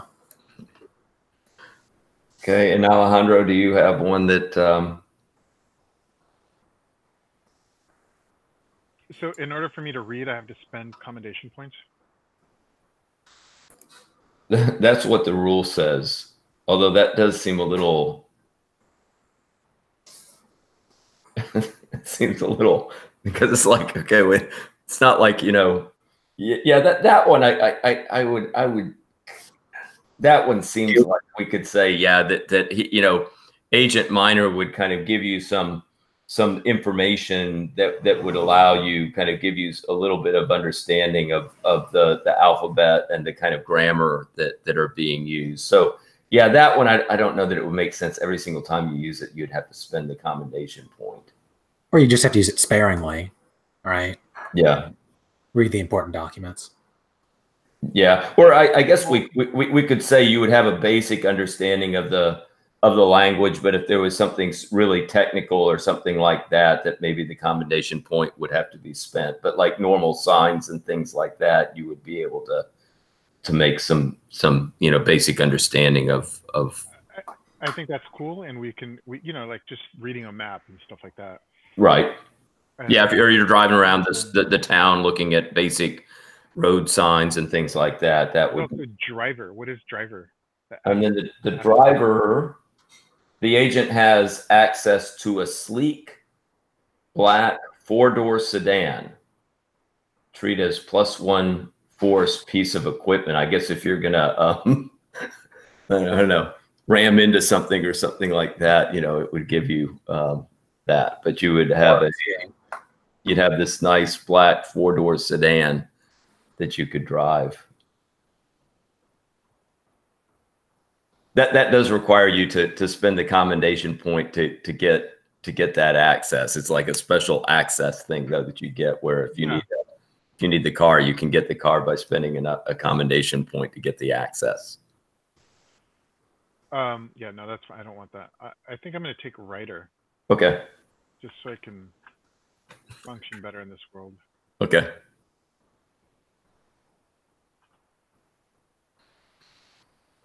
Okay, so you get your training, you get rested. The day comes when they've planned for the insertion. Agent Minor lets you know that they do have zeroed in this one guy, Thomas Lamotte, who has that curious mugshot where he's demonstrating an awareness that he's kind of done this thing before, and is kind of demonstrating that with this mugshot on the shirt that he wears when he's getting another mugshot taken. And he is the latest information is that he is being held at Belham Mental Hospital, and you can. The plan is to insert you into Blue City. They're not going to be able to get you inside the hospital, but there will be an area near the mental hospital that should kind of put you in the vicinity that you would need to be in, and be just kind of a short walk or drive to kind of get there. Okay. Sure. So the room that you get put into looks somewhat similar to the ones that were used at the Nasrudian Institute. I mean, they have like the monitors up, and this is you're informed that with Special Agent Minor and kind of other defectors that they've kind of taken over or been able to hack into a lot of this technology, and they were all agents. Most of these people used to be agents or in the Nasrudian Institute, knowing how to kind of operate the insertion and the extraction. For your extraction, though, what Minor lets you know that they do have 2 specific extraction points in close proximity to the hospital that you're going to be going to. One of the extraction points, there's on the drive out of the hospital, there's a stop sign. I'm sorry, a stop light. And if you will access there's a kind of electrical access panel on the stoplight on the far side of that intersection that you know, there's an extraction point there.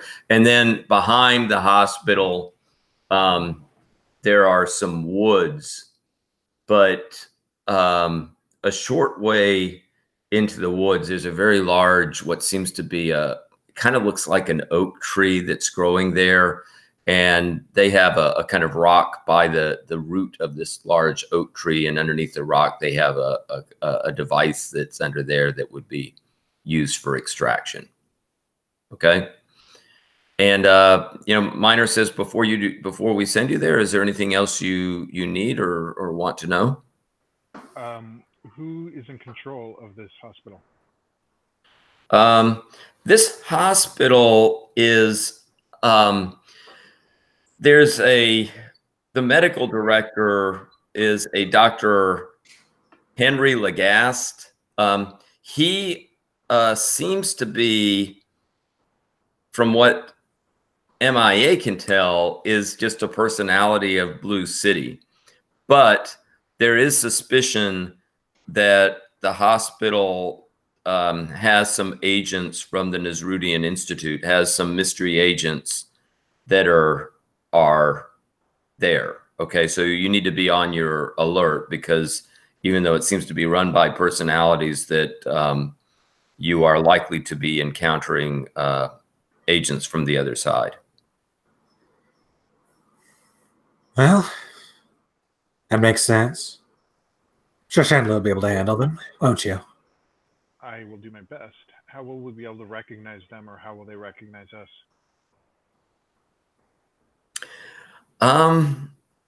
Well, I would say mostly by behavior.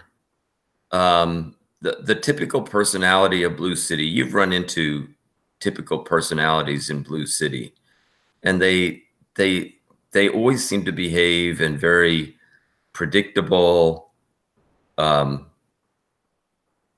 banal ways. So, I mean, you're going into the hospital, so, you know, people who are just like seem to be stuck in the basic routine, pretty good sense that they are personalities. It's the ones that might be acting in a way that you would say is erratic, or that seems to be not just driven by mundane routine, that would be a little bit suspicious. So just act boring. She'll be fine, Chandler. I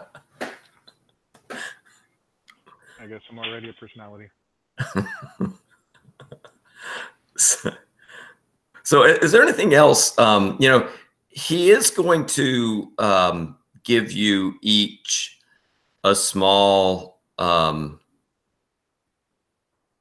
I guess he will ask you, do you want to take any weapons with you? Yes, guns. Okay. I think they need to be discreet, though. They need to be small, discreet guns if we're going to give them to you. Done. All right. Okay. And anything else? Did we tell you about Ryan Crane? I feel like we forgot that. No, who is Ryan Crane? Another personality, the pizza delivery guy, sending messages to some of the agents. Okay. City personality, but was acting weird erratically. Might be another one of these personalities. Yeah, you know, if you tell him a little bit about Ryan Crane, Agent Miner is going to be, you know, he will start taking notes, and Yeah. you know, asking you, you know, what was the name of the pizza company? What is his name? You know, asking about his behavior. Miner says that this is showing a kind of glimmer of what we think has been happening to some of these personalities. Well, might be that Blue City is finally waking up. Can I have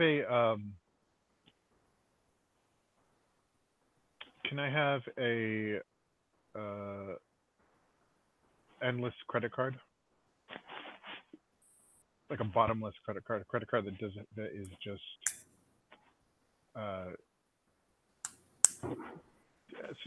makes it so I don't have to worry about money? He will give you cards. Miner says they're not endless, but that they found, that it's been very useful to have some type of connection with financial institutions. And so they have been able to set up certain discrete accounts tied into a credit card. And so he will supply that with you. He says it's not endless, but for most modest purchases, it would be more than enough to get you what you needed. Yeah. Don't go. I tell him all the locations of all of the bugs that we planted on the 3 banks. Okay. Yeah, and he knows about some of them. They've actually found some of them, but yeah, he with some of them, he's kind of curious that and he takes kind of notes as to where those bugs might be. He just says, don't go trying to buy automobiles or tickets to exotic locations or anything like that. No ponies.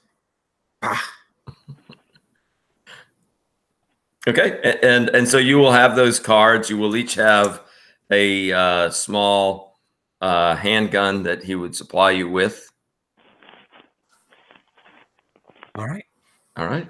So if you don't have any other questions or requests, you get put onto your respective slabs. You drop off to sleep, and shortly, what seems like just a moment thereafter, you are waking up, and where you wake up, you're in some tall grass. You hear the sound of some cars and trucks in the distance, and you find yourself kind of in a field. When you kind of look around, it looks like kind of a rural area, but about 50 yards away from you, you see a kind of highway over there with it's not super busy, but occasionally you'll see a car or a truck kind of whizzing by.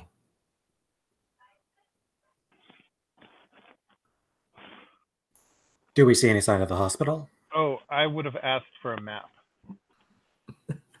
Okay.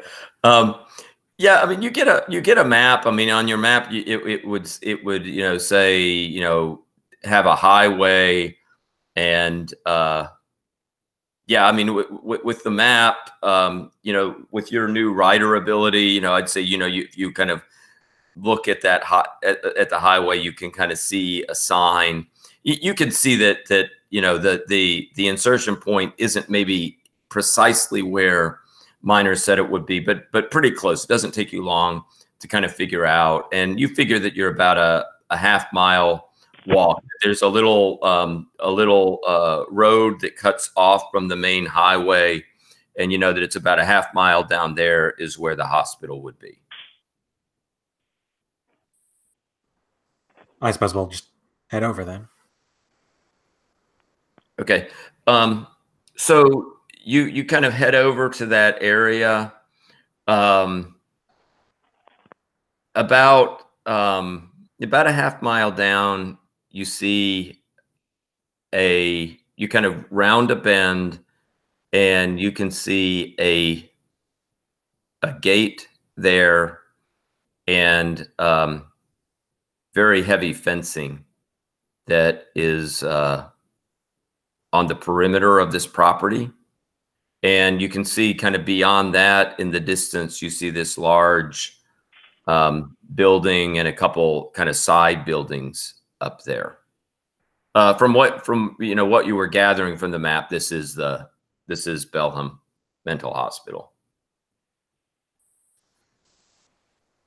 Well, do you have any ideas for infiltrating the place? So there's a fence around a building. Yeah, it's a sizable property. But yeah, you can see that there's a kind of gate and a kind of heavy fencing that goes around the perimeter of the property.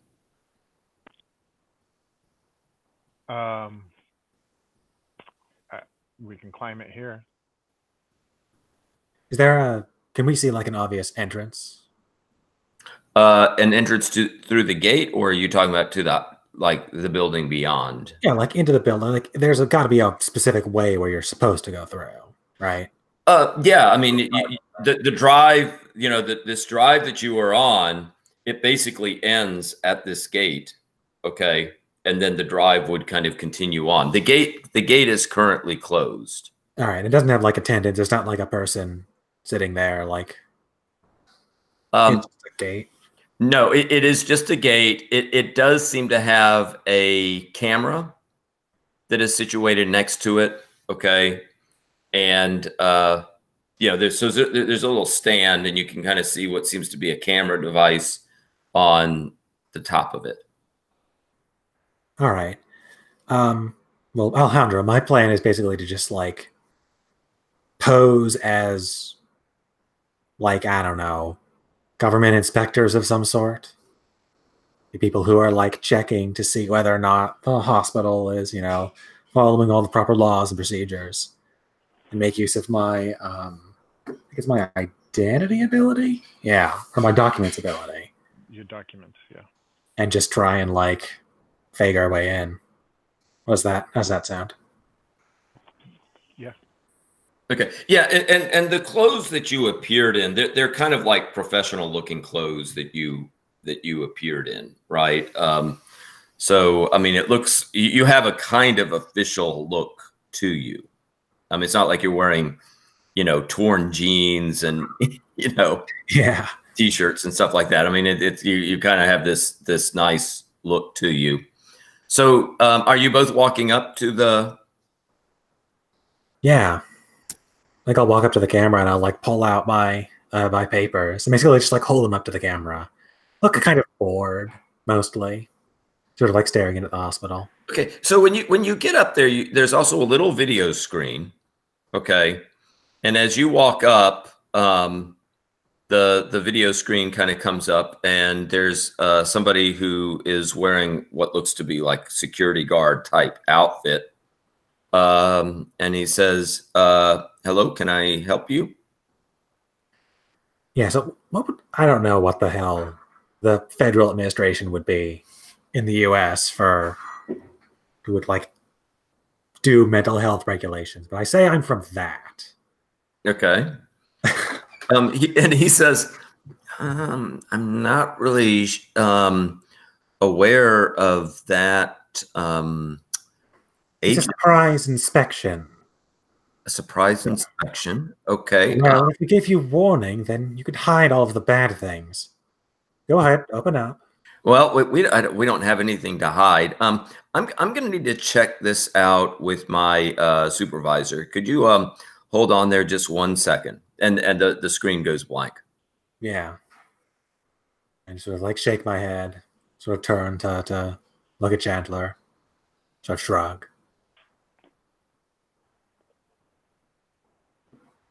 Okay. That's the best. I guess we'll just wait. Okay. So if you wait a few seconds, the video screen comes back on. There's another guy in a security outfit, and he says, I'm sorry, we weren't aware that there was going to be any inspection going on here. What is your name again?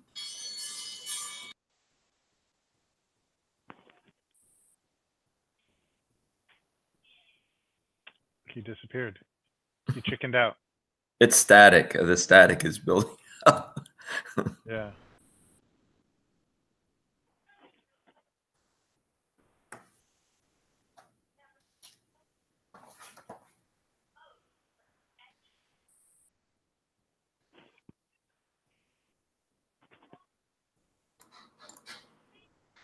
All right. Sorry about that.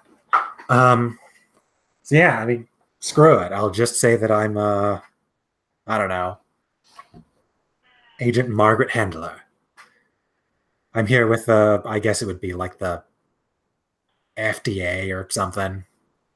Okay. Yeah. So let me. I'm thinking that. So you're kind of trying to bluff your way in here. Yes. And you are dealing with just a regular personality at Blue City, but I feel like this would be deserving of some type of a role. Question is, would it be? It's not force, that's for sure. Instinct, which has to do with perception, reaction, and intuition. I mean, that seems pretty reasonable that it would be some type of an instinct role. Sure. He has communications. I could see that working. Yeah. Yeah, and his communication, is that it's one of the... Is it a technique? Or no, it's not. It's a talent. It's one of the things under the attributes. Okay. Gives me a bonus die. Oh, yeah. So communication covers persuasion as well. So communication would definitely come into play here as well. All right, so that'd be 5 dice then? The 4 instinct plus. Mm-hmm. All right. That is a 17. Okay, so you'll add that to your heart rate, and the security guard says, "Okay, I'm going to need to try to check this out a little bit more, but this is not the first time that we've had an inspection here, and protocol says that the inspections have to happen. So I'm going to buzz you on in." And, you hear the screen goes blank. You hear a little electrical zzz and a click, and the gate, it's a kind of double gate, right?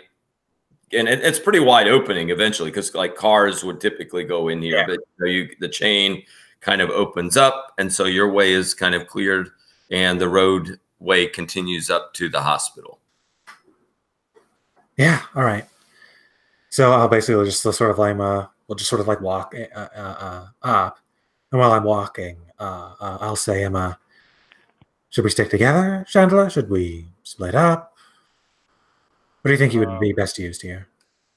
I think we should stick together for now. If we reach a point where you need to keep them distracted, I'll take off and look for Tommel. Right. All right. Just pretend that you're one of my underlings. How about? Just rank things diligently. Yep. Okay. So when as you get closer to the hospital, you see somebody in a security outfit come walking up. It looks like the guy who was last on the video screen, and he says, "Hello, my name is Roy O'Malley. Nice to greet you. If I imagine you want to check in at the front desk, so if you go over there," and he shows you, points to a glass double door going in, and he says, I should let you know, as part of the security here, that we do take our security very seriously. So you will need to check in there, and there will be security protocol that you will need to follow to make sure that everything stays safe here. Yeah, and I'm sitting there on like my iPad equivalent. I'm sitting there just sort of like tapping up notes and going, "Good. Always important to have good security." And I basically sort of just like walk up to where he's indicated, and I'm trying to be. We can tell, like if we get camera shots, the audience can tell this is very hard for Paige. She's trying to be very boring, though. Right? Okay. She's trying to have like featureless expression, just like walking at exactly this like slow plodding pace. Okay. Yeah. So you get through those double doors. They have when you walk in, there's a lobby area. There's a kind of reception desk there at the front. You can see then that behind the reception area, there's a kind of metal detector that is right in this hallway. So like, I mean, you could tell that like this is the main hallway that would take you basically into the guts of the big building of the mental hospital. And there is a metal detector there with another security guard that is manning the metal detector. The person behind the reception desk says, "Hello, can I help you?" Yes, I'm what the hell is my last name? I'm an inspector. I'm Agent Handler. I'm here to inspect the hospital. Okay, and what's the agency that you are with? Hmm? What agency are you with? I'm from whatever the agency that it would normally be. Paige knows more about American bureaucracy than I do. Okay. Yeah, Maybe so from the FBI or something. That's fancy. okay, and can I see your identification, please? Yeah, and I hand my papers over again. I think as I'm doing that, I'm sort of like I'm just like taking out all the metal things that I have, including the gun, and putting them in the bucket. And I sort of like look over at Chandler, and I ask, "Would you like to accompany me inside, or should you take a check of the perimeter first?" I will check the perimeter. All right. I sort of say, "Keep in touch." Okay, so you go through this. Now, are you you know, the reception person is kind of writing this down. Are you going to try another bluff move, or are you just going to see if this works with the paper? If my papers hold, what would the bluff here be? Well, I mean, I was wondering if I mean, if you rolled a bluff, I mean, it would absolutely be convincing to this person that you are, you know, on serious official business. If you don't do it with a bluff, you know, maybe there would be some questions that this reception person would have. It's, you know. Sure. So how about like while she is handling my papers, I will like just be asking her very specific, very, very boring questions about how she does her job. Okay. Right. I'll be like, and so what's the sign up procedures here? What's the protocol under which you let people in here? What would Okay. happen if somebody had something suspicious? Yeah, and you know, when you ask those types of questions, you've seen this before. Like you saw it at the bank when you were dealing with that bank officer. You start asking questions, and the reception person lights up, right? I mean that it's like, oh, and you know, you get this kind of lengthy, you know, an enumeration of all the kind of protocol and the registration procedures and all that type of thing that this reception person is very, very proud of like all of these types of things. Yeah. Shall I make a roll? Yeah, go ahead and make a roll. Is it going to be the same? Yes. All right. Let's rack up some heartbeat. Oh, I did not clear. Let me clear. And roll. All right, 22. Okay, so you are you know in and the reception person is you know very enthusiastic. Gets you know increasingly you know you can tell very comfortable around you. Kind of there's no question, right, that you know you are you know on official business and you know. The reception person says, "Okay, and you know, if there's anything I can do to help you, I mean, do you know where you're going, or do you need any directions?" Yes. In addition to inspecting the facilities, I'm going to need to take a random sample. I'm going to need to take a random sample of your patients for interviews. If you could please provide me with a list of all the people currently within the institution. Okay, and you know, this reception person is around your little finger. You've got this person, and there's a computer right next to the desk, and you know typing occurs, printouts are produced, and you get a full list of, you want the patients and like their room numbers. Is that what you're? Yeah. I guess Yeah. would So be what, like a registry? yeah, it's kind of like, yeah, a registry of the various people who are there and where they're located. Yeah. Have I left yet or am I still there? Well, I mean, I guess, Maybe we can like, because basically I'm just gonna like pick like 30 random patients and just go through a basic interview procedure with them, and one of the patients is going to be Tamal. yeah, Right? well, and I guess what we could do is I mean, they would have like the walkie-talkie system. So, you know, we could say that Chandler, you had left, but if Agent Page wants to kind of communicate with you, that would not be a problem, right? You've got like the communication link. Yeah, and I'll text him Tamal's room number essentially, and whatever other banal information I could sort of gather about him. And I text him something like, you know, make sure you, because I'm guessing that they took my gun, right?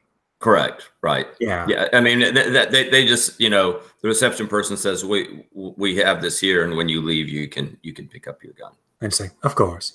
I basically text him hold on to the gun, and then, I don't know, because like my intention, Alejandro, for you being outside is that you still have a gun, so you can still fight people. So I guess just like be around in case things go bad. If you could get into the room. Yeah, that's what I'm going to try to do.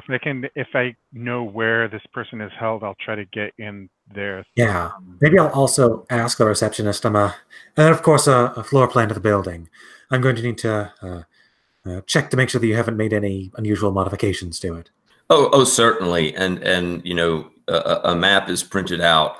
I would say that with the map in hand, you are able to Mal, and there are some other patients that have an asterisk by their name. Okay. And, you know, if you see that, and you can kind of look at the room, and Tamal and the other patients with that asterisk are in a specifically designated high security area of the hospital. All right. But and that is all like, there's like a specific block that is the kind of high security block of the hospital. Yeah. All right. So I'll just sort of like give this information, whatever information I can pass to Chandler, because he needs to patrol the outside of the building, right? And I'll just say, if you can find a way in, get in. I'll just be doing a very boring tour of the hospital, and I'll like go through the effort to go to every single one of those people that I called up, 30 patients I picked out, and just go give them the same boring 10-minute interview, because I'm not attracting any attention. Okay. Yeah, and you know, the reception person also, you know, she kind of alerts people that you are on the way and that you've been checked out and stuff. So, you know, you'll be able to walk through the hallways, and you will not have any issue with at least the personalities that are, you know, working there. You're kind of taken into, you know, as long as, you know, things are probably going to get different in the high security area, but like the regular area, you can kind of go in and interview the various patients. Sure. So maybe we'll cut over to Chandler then. Okay, so Chandler, you're on the outside. What are you going to do? Are you just going to start walking around the building? Yeah, I'm going to walk around the building. I'm going to look for a way in, maybe like a service entrance or something. Yeah, so the outside of the building, when you kind of get away from there, it does have like a you know, it's a stone structure. There are not a whole lot of windows, and the windows that they do have are kind of barred windows. As you continue to walk around, though, you get to the back side of this large building, and there is a kind of yeah, this would be the area where the delivery trucks and things like that would would be, and they have like this bay where, you know, a couple trucks can back up and, you know, have this big pull up kind of garage door thing right at the bay. I will go there. I will go to the you know, there's probably a regular door next to it.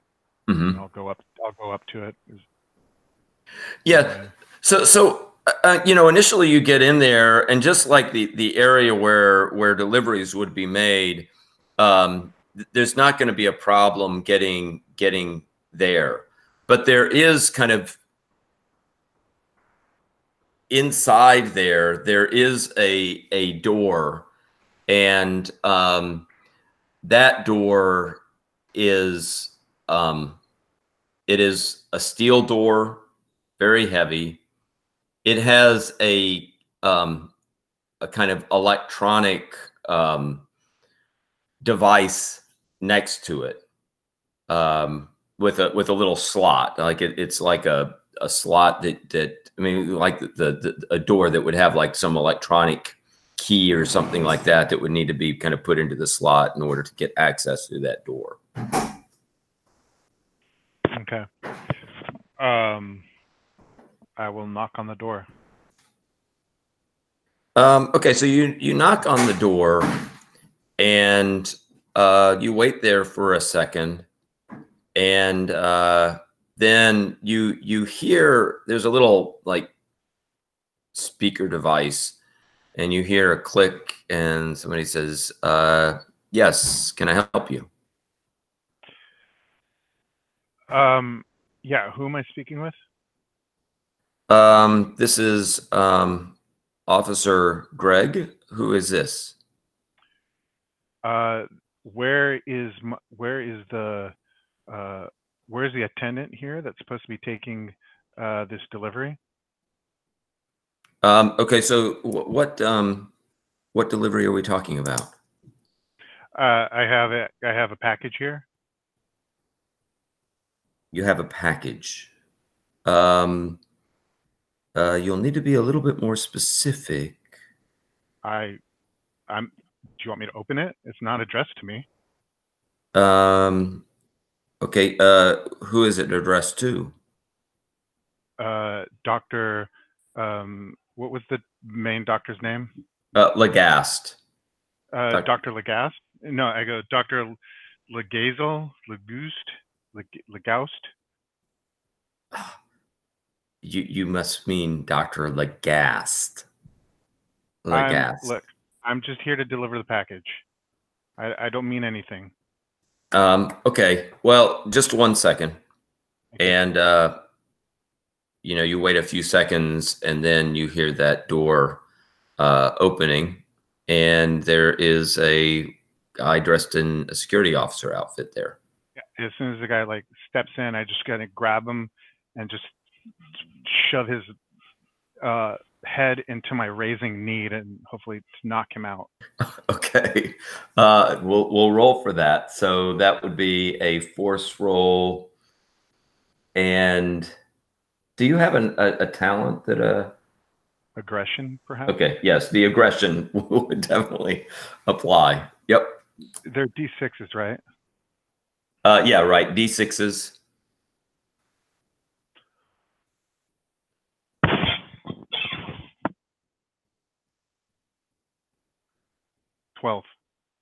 Okay, that does it for you. Okay. So you can describe what this looks like, and then I think you're going to need to tell me what you are going to do after you effectively handle this person. Yeah. So he just opens the door and he's like, yeah, and I just grab his head like kind of from the side. So I mean he can see me, but so here's the doorway, you know, right here. I'm like standing right here. So he kind of steps out expecting me to be right in front. But I just grab him and I just raise my knee and pull his head down to my knee. I just go slam. And the guy's head just bounces off my knee and just like he just falls back. Yes, and he is basically incapacitated. So you have this incapacitated security guard at your feet now. And then I drag him in. I look for the security guard office. If there's one, I will drag him in there. I will handcuff him, his hands behind his back. I will look for duct tape in the drawers or something, or packing tape or something. Put it over his mouth. Yeah. So what I would say is that like when you go through that doorway, there's a hallway that goes down about 30 feet. And then, the hallway is going to branch at the end of it, but right on like the corner there is this security guard office, right? And so, yeah, you can put him in there. It's kind of the office though. I mean, it has two kind of windows looking onto this hallway, and then there's another window that kind of looks onto the hallway that's around the corner. Okay. Does he have a taser or something like that? He not on him. He doesn't like have a holster or anything that's on him. Okay. So I will drag him back there. I'm not going to just like walk in. Mm-hmm. Because there might be another guard in there. Mm-hmm. So I'm just going to like peek around the corner. If it's empty, then I'll just drag him in. Yeah, it does seem to be empty, and so you can kind of drag him into that office. Okay. And I will handcuff him. I will handcuff. So his hands are handcuffed behind his back. I'll just toss him into a closet. Okay. Are there any security cameras, like into the hospital or? Okay, yeah, you can see in this office, it has a large monitor set up, and on the monitor you see, video of various places around the hospital, and it's the kind of thing where they're constantly flipping, right? I mean, it's that right. They have more cameras than what they can kind of put up there, but they're kind of constantly kind of flipping through the different areas of the hospital where they would have those security cameras. Okay. I'm going to take his walkie-talkie and just stick it in my pocket. Okay. And are there other security guards like making their rounds? Well, okay. When you look at those video cameras, yeah, you can occasionally, you'll see some look like they may be patients, some look like they may be doctors or staff members walking around, and occasionally, yeah, you'll see somebody that seems to be a security officer that would be walking around the hospital. So I'm not going to spend a lot of time doing this, but can I determine about like how many people there, like security officers there are? If you wait there for like a minute to kind of get a sense of things, you get a sense that there may be a detail of maybe 6 security officers. Okay. It's a pretty sizable building, right? Yeah. So. Okay. Yeah. So I'm gonna take his walkie-talkie and I'm gonna head in. Okay. He told me where the thing was. Using the video cameras, I'll like look at room door numbers, the ones that I can see. I'm sure I can't see all of them. We got a general idea as to where to go, and I will head to Tommel. Okay. Yeah. So, so you're going to be heading that, you're kind of coming from the back side of the building, and then Paige, Agent Paige, you're just kind of continuing. Are you going to try to be working your way to Tommel, or are you going to mainly leave this up to Agent Chandler to? Yeah. I don't know. Does Chandler give me any like information about what he's doing? I would just say, okay, I'm in. All right. I guess I'll just like, while I'm sort of in the middle of an interview, I'll say like, do you want me to meet up with you or do you got this? I'm not sure if I'm headed to Tommel's room right now. If you feel like you can wrap this up and meet me, then that might be good. Yeah, why don't you meet me? All right. Yeah, so I'll sort of like put the phone away. And I'll sort of like look down at my watch and I'll like I want to just leave, but I realize I fight the urge to just like run off with an excuse. And I instead say, so would you say that the quality of food here is poor, mediocre, decent, good, or excellent to whoever patient I'm talking to? Yeah. You know, when you ask those questions, I mean, the patients kind of love those questions, and they appreciate that you're showing this kind of care and attention. They kind of like mull it over, right? They sometimes have a hard time deciding, like, is it, okay, media, but yeah, so you're kind of working through that. And Agent Chandler, just I don't know if you said anything about this in terms of you working your way in. Are you wearing your regular clothes, or were you looking to put on security clothes? No, I'm just wearing my regular clothes. Okay.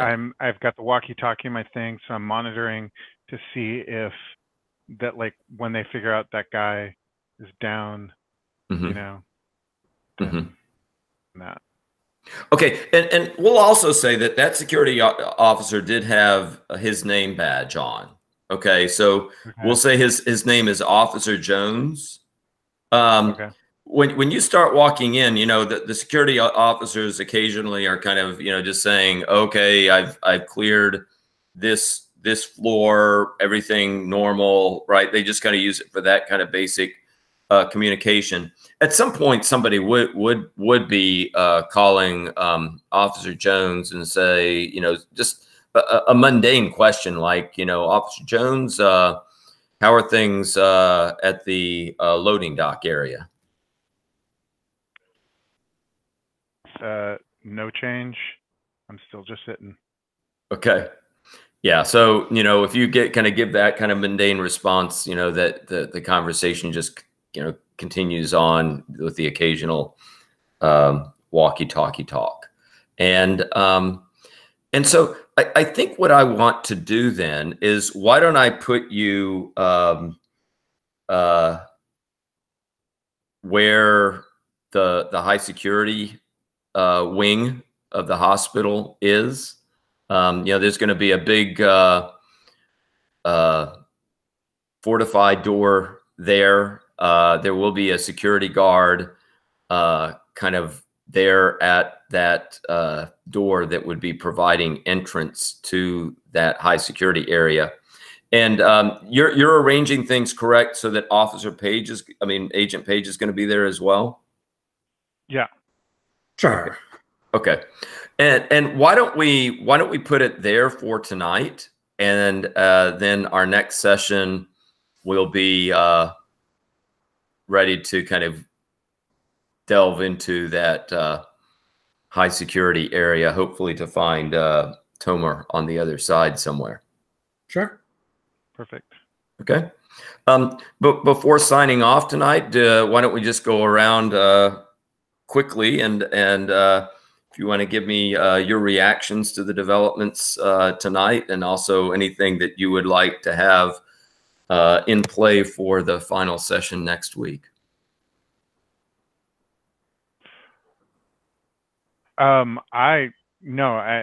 It really seems like you are just going with the flow. I don't know how much of this is pre-prepared. I can't imagine much of it was. It's pretty like interesting, intriguing. So I'm interested. Is Stenter going to be back? Did you say, or we don't know? I'm not sure. I don't think he initially was signed up for the final week, but I'll be back in touch with him. I don't. We'll have a strange insertion happening if he is here for the next It'd week. be interesting if it'd be interesting if he's the guard that the first guard we come up against or something. Yeah. They'd be set to hunt us down. Yeah, I mean that might be kind of interesting if like Stentor like got back in touch with Control and he's working on the control side of things. Yeah, is like is one of their agents inside the hospital. Yeah, Come down for some PvP. yeah. This is intriguing. I'm interested to see how this like not only to see what develops, but also how it wraps up. You know what I mean? So we have like these weird, just weird developments. So just like how do we follow up on that? So I don't know. I'm having fun. I also aware that I'm not Agent Chandler is not handling this break-in like in the most like professional ways, but we'll see how that goes. But I think it's all in character. I mean, I think you're playing Chandler beautifully. I think in terms of his approach to things, and I do like the repartee that's going on constantly between Paige and Chandler. I think that's a lot of fun. Yeah. It's interesting. Yeah, I think the game's going fairly well. Definitely like the character interactions. I like that we are no longer at the beck and call of Control. I'm very curious to see if this game can handle non-mission based play. Mm-hmm. I guess we kind of did that sort of in the middle, right? That was essentially diverging from the mission thing. But I would like some more, I think it'd be cool to have some opportunity to like go in and fiddle with the place, right? Could you go in and fiddle with Blue City, like interact with it more, maybe more from like a player's side of things. Instead of just receiving missions from on high. I don't know how one but yeah, we only have one session. I get what you're saying, but we only have one session left, so I don't know how that would. I think if we did that, it might truncate what we're doing here. So yeah. I mean, it would be really interesting to explore Blue City. Well, and I might be able. I'll think about that because this guy Tomal Lamotte. If you're able to get him out, he's a different kind of character, right? Because he's not Control. He's not MIA. He's like some new type of native, but an awakened native, and we don't know how many others of that type are there, but that may give an avenue for us at least a little bit to maybe explore that kind of idea. Yeah, sort of take it around with that stuff. It doesn't have to be like a deep exploration of the world, but just sort of having the opportunity to like go in and do something of narrative consequence besides just performing the missions. Right. Yeah. No, so I'll definitely give some thought to that and kind of think about ways that we might be able to kind of get in that direction. That's fine if you can't you can't fit that sort of thing in. I'm perfectly happy with mission structure. Yeah. Yeah. I mean, this is a game. I like the game. I like the mechanics. I mean, it is it is. I guess I would describe it as a truncated game, right? That it's like he intentionally designed it to be a pretty short, compact rule book, which has like advantages in terms of being able to kind of get your arms around the game and kind of run with it. But then but yeah, I think there definitely are, right? He has a certain type of narrative that it's really set up for, which is this kind of mission-based approach, and I think we can definitely push it in other areas, but then that starts kind of requiring some flexibility for us to kind of figure out exactly how that would all work. Yeah, take some sort of hammering into shape. Yeah. But yeah, I'm having fun, and I really like as I say your characters and both of your willingness to kind of run with things, and you know, it is a kind of curious game. I kind of like, on my side of things, I'm liking being the GM of this. I mean, you know, there's a lot of improvisation that obviously has to go on with this game, but yeah, it's a kind of slick, I think, game to work with. Yeah. If I were to run this game, like, I would have a different, more focused introduction, but it totally depends on having played it before. Yeah. You know what I mean? Like like if I was in your shoes, I don't know that I could do anything different, right? But now you're kind of seeing how it goes and what it asks for and that kind of stuff. If I had an idea that we didn't know about our pasts, or you might have just created that, I don't even know. But I don't know. But then it would also lend itself to being like something else than what this is becoming. And what this is becoming is really interesting. And it totally deviates from what's in the book. Even I think even from what Jared Swordson's intentions were for deviations to go, right? But maybe not. I don't know. It's a really intriguing and bizarre discussion, debate of this, like, this game. It's like it sits in a really weird place in the RPG world, and yeah, I mean, I think as far as like game design and stuff, people could learn a lot from this game. Yeah. Because of what it doesn't offer. Yeah. Yeah. I think from sort of like a systemic from like the actual physical, like the mechanics of the game itself, like especially sort of looking back now, having played it a bit, I feel like it doesn't, at least for me, it doesn't do I feel like it doesn't do a great job of pushing the weirdness that the game is trying to go for from a mechanical standpoint, right? Like, at least for me, I don't have very much affinity for the like secret agent type thing. It's going great. I'm having a good time. But like, if I were to run this campaign, having already run this one, I would probably maybe keep some of the mission structure, but deviate way from the book, and then basically just make every single session like built around like a character, right? Like a personality in Blue City. Okay. And then every single thing is like a philosophical question of like the nature of life. So you have like a character who, like, I don't know, like you play with a day resetting thing, right? And you're tasked to like follow this character as their sort of day resets. And then maybe you have them try and like build a relationship with a character, even though you know that it's going to end in like, you know, at the end of the session, just not going to be gone. I would push it also kind of like to almost a more surreal side of things, but that's just sort of my taste. So I would slightly disagree with you that this game, like, I think this game lends itself to as surreal as our limitations,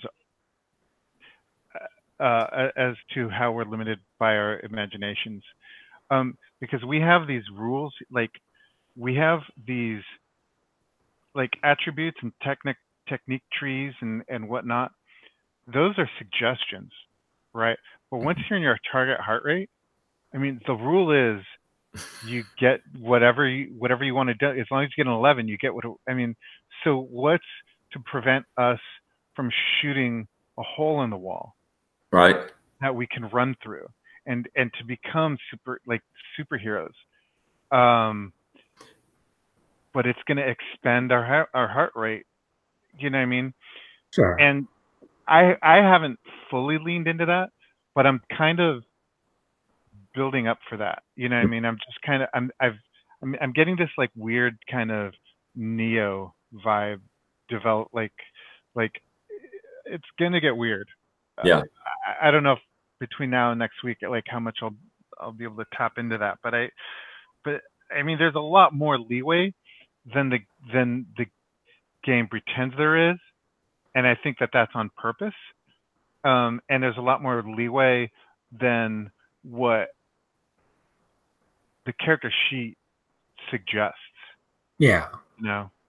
So yeah, I mean, I think we can get weird, and I think we can do interesting stuff. And it's interesting that it took us this long to figure that out. You know what I mean?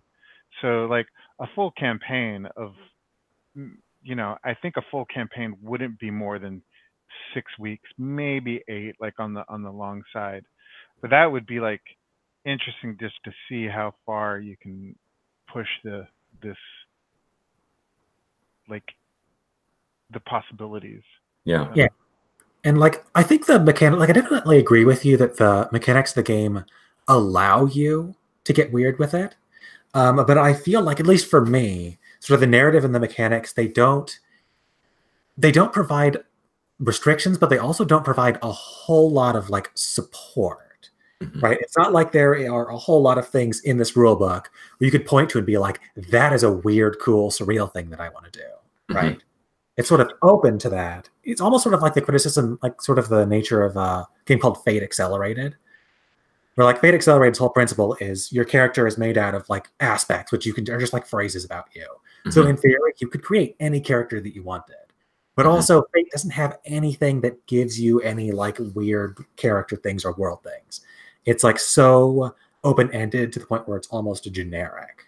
And to me, I feel like this book, especially kind of the way the book is written, it's trying to be very like, oh, you don't know what's going on, right? And it's sort of like alluding to things. And I at least don't find that to be particularly, it's like, okay, yeah, how about you actually just say weird stuff at me? Like the reference to the Spider-Man is cool. But I feel like there's not a lot of that. Yeah, and the book does kind of define it in terms of some type of secret agent mission thing that's kind of going on.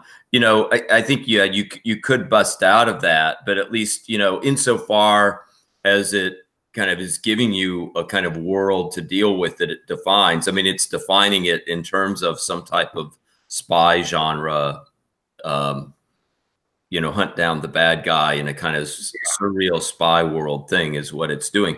But Alejandro, you're exactly right. I mean, especially when an agent gets in their target heart range, I mean, the agent can basically dictate whatever they want, and if they want to kind of pull it into some really strange new areas, I mean, you would be able to do that in your target heart range because you can just basically decide how many dice you want to roll to accomplish something. So you can pretty much guarantee that you're going to get a success on it. Yeah. I'm probably just like fighting the spy genre, right? Because that's just the thing that I do. Every single time I get into a genre, I'm just like, but what if it was a completely different thing? Yes. Play Dungeons and Dragons, and then like, what if this was cosmic horror set in an alternate reality history? Yeah. So, not a fault of the game so much as a fault of the player wanting to make it surreal space psychology stuff. Yeah. Yeah, but as I say, I think we're all kind of finding this a kind of interesting space and game to explore. So I'm kind of looking forward to our final session, and I will work. It's always when you have like a 4-session game or 3-session game, like that final session, trying to make sure that it gets to some type of landing pad or kind of sense of closure. So I'll be giving some thought to that as well, to hopefully get us to some kind of satisfying resolution for next week. Yeah. Even if you don't, I think that this was a very interesting experiment.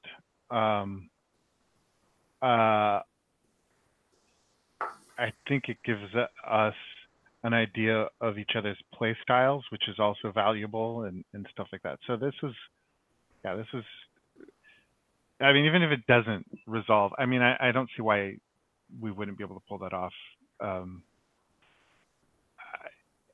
It's still been a very interesting experiment. Yeah. I've been wanting to play this game for so long, and it's not the way I thought it was going to be. I thought it was like, I love the world that it implies, like spider Russians and that kind of weird stuff, and you know, I would love to play in that world, but this game doesn't necessarily reinforce that world. Mm-hmm. You know, so whatever, it's good. I'm having fun. Yeah, I think there's also a lot of space to end the campaign with sort of like an open-ended question, right? Mm-hmm. To instead of being like, and everything's wrapped up cleanly, to end it with like, you know, you're walking up to the girl with the hexagonal glasses, and then she stares at you, and then fade to black, something like that. Yeah, and yeah, we didn't have the girl with the hexagonal glasses in this week. She may come back next week. We'll see. Yeah. Okay, well, I'm gonna sign off for the evening. I enjoyed it. Thank you again for being in on the hijinks, and we'll see you next week at the same time. All right. Yeah. See you later. Good night. Have a good rest of your week. Good night. You too.